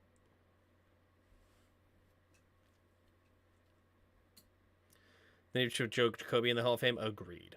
Why the heck are the Texans running the ball? Because it's working. 27 carries, 139 yards for Dameon Pierce. Puts a man in motion is Jordan. Takes the snap. Play action. Avoids the rush. Steps up. And he's going to run for a gain of about 4-ish. 3.5, 4 yards. It'll be 3rd down and manageable here. 3.5 to go in the fourth quarter. Texans need a touchdown. Field goal does nothing for them. Do you think Ron Rivera makes the Hall of Fame? No. He's only had 3 winning seasons in his career. Absolutely not. 3rd and 4. At the 15. Takes the snap. Drops back. Looking. Steps up. Throwing it to the left side. Incomplete. But they're going to get a defensive holding or a pass interference. Rex Burkhead draws the flag. And it'll be an automatic 1st down for Houston. They're not dead yet. Pass interference. Defense number 23. Placed at the spot of the foul. Should be around the 11-yard line. Automatic 1st down. C.J. Gardner-Johnson getting the flag. Bad penalty. Let's take a look. Takes a snap. No, that's a great penalty. That's defensive holding easily. I guess you meant bad penalty as in, like, they shouldn't have done that. But that was easy call there for the refs. 1st and 10. Davis Mills in the shotgun. Puts a man in motion. Mills takes the snap, drops back. Steps up, throwing it over the middle, and it's incomplete. He had a man, but it threw a little bit behind, and Hassan Reddick getting a hand in there, knocking it away. 2nd and 10, 2:59 to go. LBJ or Curry? LeBron. And I'm a LeBron hater. I love Curry, but no shot. Do you think Kirk retires a Viking? I would say no. I'm going to say no. I don't think he retires a Viking. I just meant on them in general. LOL, like they shouldn't have done it. Oh, okay, yeah. That makes sense. 2nd and 10. Empty backfield set for Mills. Takes a snap. Here comes a 5-man rush. Pressure coming, and down goes Mills. Guess who? Hargrave having an absolute incredible night. And this time he is going to go against the, oh golly, Quisenberry, the center, just absolutely has no chance off the snap. And he gets knocked down. Insult to injury. Trips over another man. Yeah, embarrassing play there for Quisenberry. Not his ideal, not his most iconic moment. Oh, jeez. Or maybe it is his most iconic moment. Maybe not his most favorable, though. Mills throwing it to the left side. Intercepted by James Bradbury. There is a flag, though, in the secondary. Hold on. This might be coming back. Hold the phone. Illegal shift. Offense. Penalties declined. And it's intercepted. Game over.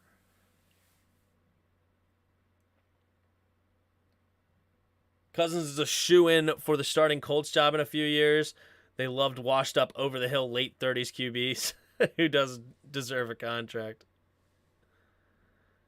They should get Kyle Allen off the bench. Who's they?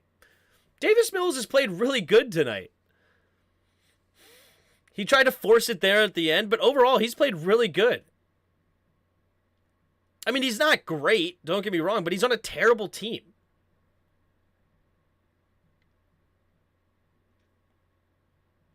Three receivers to the left. Pascal goes in motion. Two receivers to each side. Takes the snap. Handoff up the middle. Bouncing it outside is Sanders. Sanders does escape it, but he will not get back to the line of scrimmage. Tackled for a loss of 2. His receiver didn't even look for the pass. Yeah. I mean, Mills trying to force it in there after he just got sacked because his offensive lineman just got destroyed off the rip. Do you think we have a chance against the Philadelphia Eagles on Monday Night Football? Absolutely. Absolutely. I would say at least a 30-35% chance. I mean, Eagles should be significant favorites, but absolutely we have a chance.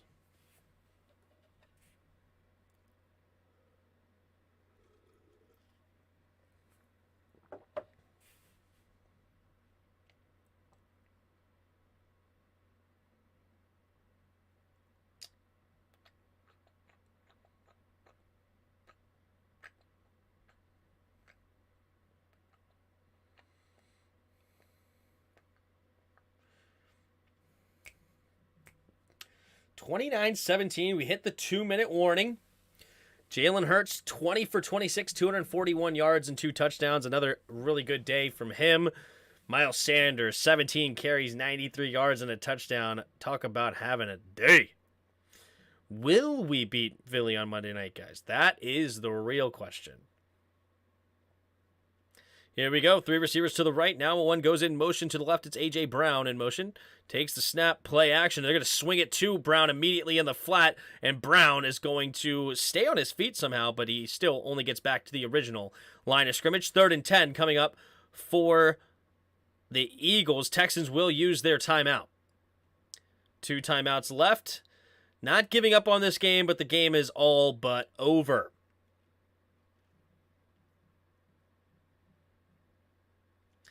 You have to disrupt the Philly receivers, and contain Hurts' ability to run, which is a lot to ask for.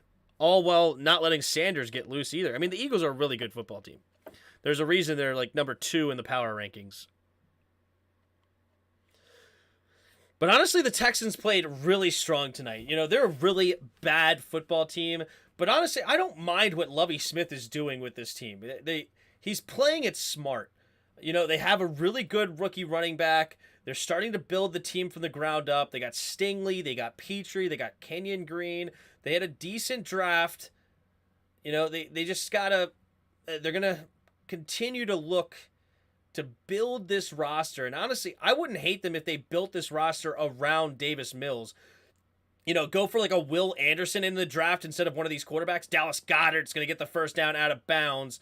And he does get out of bounds when the clock stops, but it's a fresh set of downs. There is a flag on the play as well. What's the flag going to be?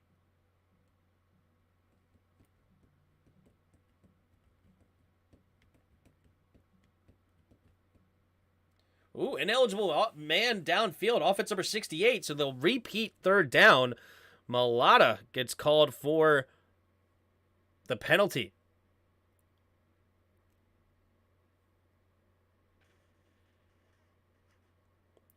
Eagles get another bye week before they play us. Well, it's not really a bye week, but yeah, they get the Thursday night game, so it's quite a long time until they have to play again. Y'all remember the 59-28 game, by the way, when y'all were something similar? Or the 24-8 game earlier this year? I was at that game. The blowout by Michael Vick. Empty backfield set. Hurts in the shotgun, takes the snap, and Hurts is going to keep the ball. Has a blocker in front. Nice block there by Kelsey. Makes another guy miss. Stays on his feet. And the ball comes out! And he's 1 yard short of the first down. Kelsey jumping on it. Will the Eagles go for it here? Yeah, they're going to go for it. They will keep it, and they're going to do the QB sneak, I'm sure. Minute and 36 seconds. Houston calls their second timeout. And one more first down here. The game will be over. Way to be there for Kelsey. There's 6 Houston Texans around. And Kelsey just happens to be in the right place, right time to get that football. That's crazy. The Eagles got a Thursday game, then a Monday night game. Yep, that's our luck. But, it's fine. And it's only like 2-3 days extra to prepare than we will have, so it's not a big deal at all. That's not going to be the difference, all right? That's not going to be the difference. Would I rather them have a short week against us? Sure. But we still got to step up and play. Here we go. We got Jalen Hurts under center. Jalen Hurts putting a tight end in motion, trying to get in a jump off sides, and now they take the snap. There's the QB sneak, and he will get it with ease. Ooh, timeout was called first. They got the first down, but, a timeout by Nick Sirianni. Not that it really matters. It shouldn't be a big deal.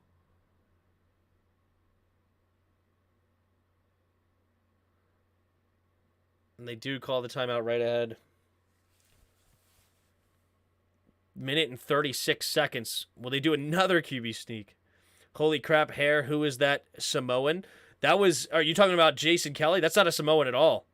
Or wait, or unless you're talking about Mulata. I don't know. Which guy did you see with a bunch of hair? All in, all Vikings up next week for us anyways. Really want to take Kirk down. Exactly. The Bears had a Thursday night game and then played on Monday. I think you're right, against the Patriots. Yep. Here we go. Man in motion. They're doing the same play here. Jalen Hurts has 10 seconds on the play clock. Takes a snap, and it will be a QB sneak, and I think he's going to get credit for the first down, and the game is over. And first down. Houston's upset about it, but it really doesn't make that much of a difference. Nick Sirianni giving a smile. They got to get to the 30-yard line. Does he get there? This is a good angle. And, yeah, I think he does. Especially on that last effort. I think it will be enough for the first down. Game is over. Eagles 29, Texans 17. They got a couple of kneel downs to ice this game out, but the game should be over. Got a shrub hanging out of his helmet. The Eagles line guy. Yeah, I think it's Mulata. Oh, no, I see who you're talking about. The right guard. Now I see him. I don't remember who that is. And we almost lost. Yeah, 56, the right guard. Hi, Ruba. So, yep. Just got a couple of kneel downs. Houston doesn't even call the timeout. That should be the final kneel down. It is. This game is over. 29 Eagles, 17 Texans. And the Eagles stay undefeated, moving to 8-0 on the year. Jalen Hurts, 21 out of 27, 243 yards and a touchdown. Davis Mills, 13 for 22, 154 yards and 2 touchdowns, but 2 second-half interceptions. Ice this game out. Miles Sanders went 17 for 93 and a touchdown for the Eagles' leading rusher. Leading rusher for the Texans is the rookie, Dameon Pierce, 27 carries, 139 yards on the day. What a game the young man had over there. Then you have Dallas Goedert, 8 catches, 100 yards, and a touchdown. Leading receiver for the Eagles. A.J. Brown also had 4 catches, 59 yards, and a touchdown. Then you had Dorsett had the leading receiving for 3 catches, 69 yards. Giggity. 2 fumbles on the day by Jalen Hurts. Only 1 lost, though. Johnson got the fumble recovery. And you had Nelson getting the forced fumble, sack fumble from the cornerback blitz. Hughes had 2 sacks for the Texans as well. Leading tackler for the Eagles, and arguably player of the game, in my opinion, Javon Hargrave. Absolutely blowing this game up out of there. He had 3 sacks, 7 tackles out of the D tackle spot. He was absolutely incredible, having a big sack on the final drive as well from Houston to really put them in a bad way. Kahimi Fairburn, went 2 for 2 on extra point, 1 for 1 on field goal. Elliott missed his only field goal opportunity from 54 yards out, but went 3 for 3 on extra points. Taking a look here at the team stats. Eagles, 24 first downs. Texans, 20. 5 for 10 on third down for the Eagles. 2 for 9 for the Texans. You had 4 penalties for both teams. Pretty even on the time of possession. The Texans actually won the time of possession, 31.5 to 28.5 roughly. And yeah, 2 turnovers for the Texans, 1 for the Eagles. And the Eagles move to 8-0. Texans fall to 1-6-1 on the season. And the Eagles will have Washington next week on Monday night. And the Houston Texans will have a bye week, it looks like. Next week is... Yeah, they play Thursday next week. No, they don't have a bye week. No, they play Sunday next week. Okay, never mind. Scratch that. They don't have a bye week. They do have the Giants next week. And yeah, that's the game. Thanks, everybody in the chat. You guys are awesome. We had... peaked out at like 70-ish viewers tonight or something, 60 some odd, yeah, probably 70-something viewers towards the end of the game. That's awesome for a Thursday night game. Thank you guys who gave super chats, a couple of new subscribers on the night. What did we end up with? We got 5 new subscribers tonight. We're having fun, man. Congrats, Rogue, on your win as an Eagles fan, and Jan Jorvis, never scared, yep. Huvon Lee says, thanks, Tim. It was an entertaining game. Thank you. And it was a pretty good game, man. Texans made it a game. Yo, Tim, remember that game against the undefeated Steelers? It was us who beat them and exposed them. Yep, I have that game on my channel.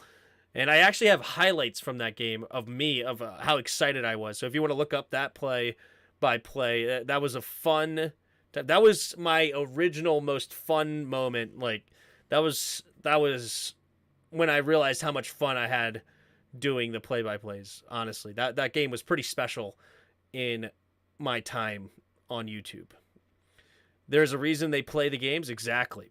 Appreciate Tim. See ya Sunday. Absolutely. Both cities were playing in football, baseball tonight. Pretty cool. That's true. And I think the Rangers, sorry, not the Rangers, the Astros, excuse me, not Texas Rangers, the Houston Astros, I think were winning last time I saw. Yep, they're up 3-1 in the top of the 8th. Is Verlander still pitching, or is he been pulled yet? Nope, Verlander was pulled only after 5. While he had 94 pitches in the 5th inning. So yeah, that makes sense. Neris came in, pitched a couple of one inning, not that great actually. Looks like he gave up a hit. I don't know. He got pulled after only 2/3 of an inning. Abreu had to come in.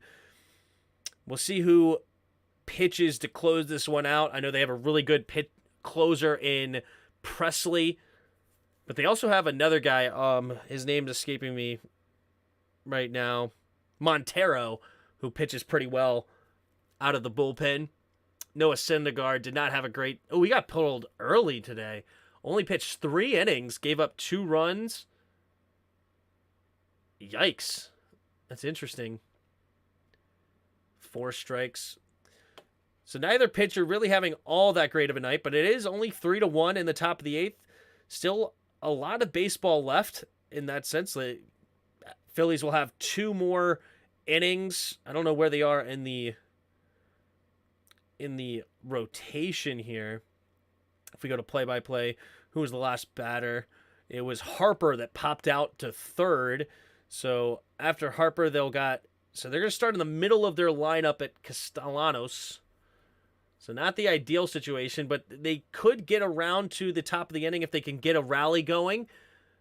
So the Phillies are not dead yet, but they're going against a couple of really good closers, and Montero and Presley probably to ice this game. We'll see how it goes there. What up, everybody? Yeah, man, if Davis Mills was just average, look, trust me, this was not lost by Davis Mills, all right? Davis Mills, yeah, he threw a bad pick at the end of the game, but he's trying to force it in. I mean, he just got sacked. He's got to make something happen. You got to score quickly there, too, right? And the other interception, the offensive line just completely messed up the play. It's tough, dude. It's tough.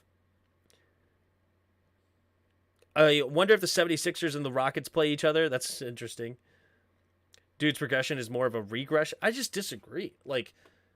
He's on a horrible football team. I like how people think Davis Mills is supposed to be Davis Mills when he was drafted was never supposed to be a tremendous quarterback. I mean, he's a game manager type. He's basically the equivalent of Alex Smith, right?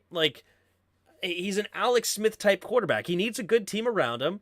I think he's a guy that you could build around, keep him on a cheap contract. He's a rookie or second-year quarterback, so a third-round pick. You got 2 more years with him. If I was Houston, I would be looking to draft Will Anderson in the draft and not worry about my quarterback right now. Continue to build this roster.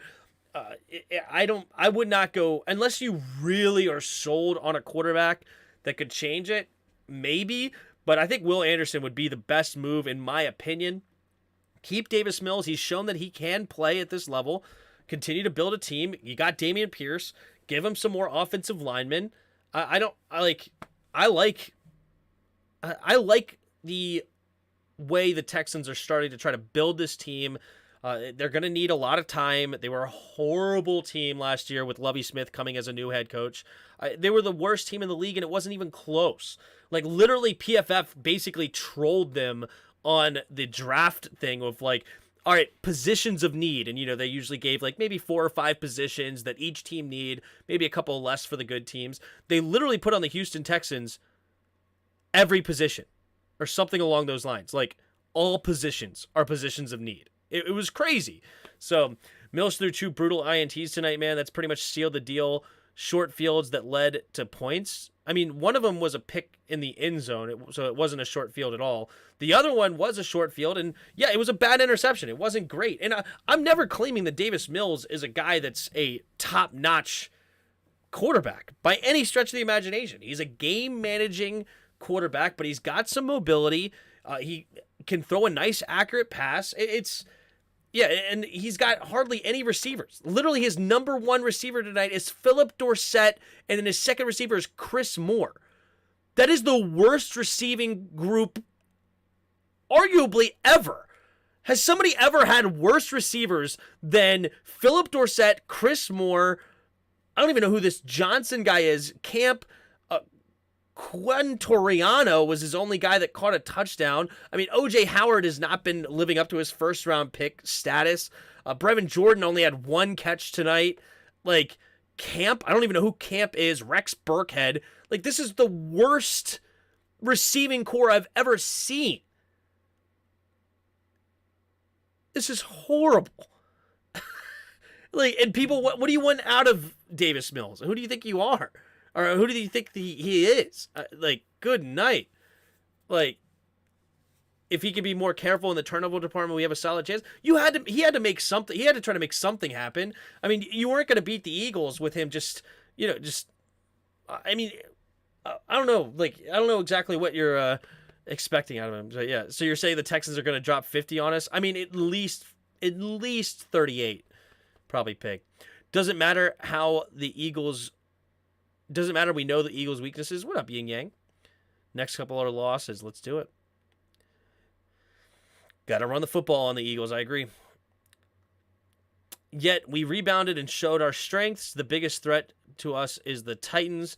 Comedians will be at least more competitive for a bit of the game against us in prime time. Yeah, we'll see. But yeah. There you go. All right. I think that's the extent of my take. We got Big Timmy. Big Timmy in the house. What up? But yeah. Do I have anything other things to say? I don't think so. I think it was a great show. I appreciate you guys. Make sure you hit the like button. You subscribe to the channel. There's a Discord link in the description below if you would like to join the Discord, come talk some football with us. And you could donate to the channel if you appreciated the work. You have the donation links in the description below if you want to leave a tip, or you can become a channel member. 99 cents a month. You can get some emojis to use in the chat during the games, during the live streams. And thanks for being here. I appreciate it. I think that's it. And until next time.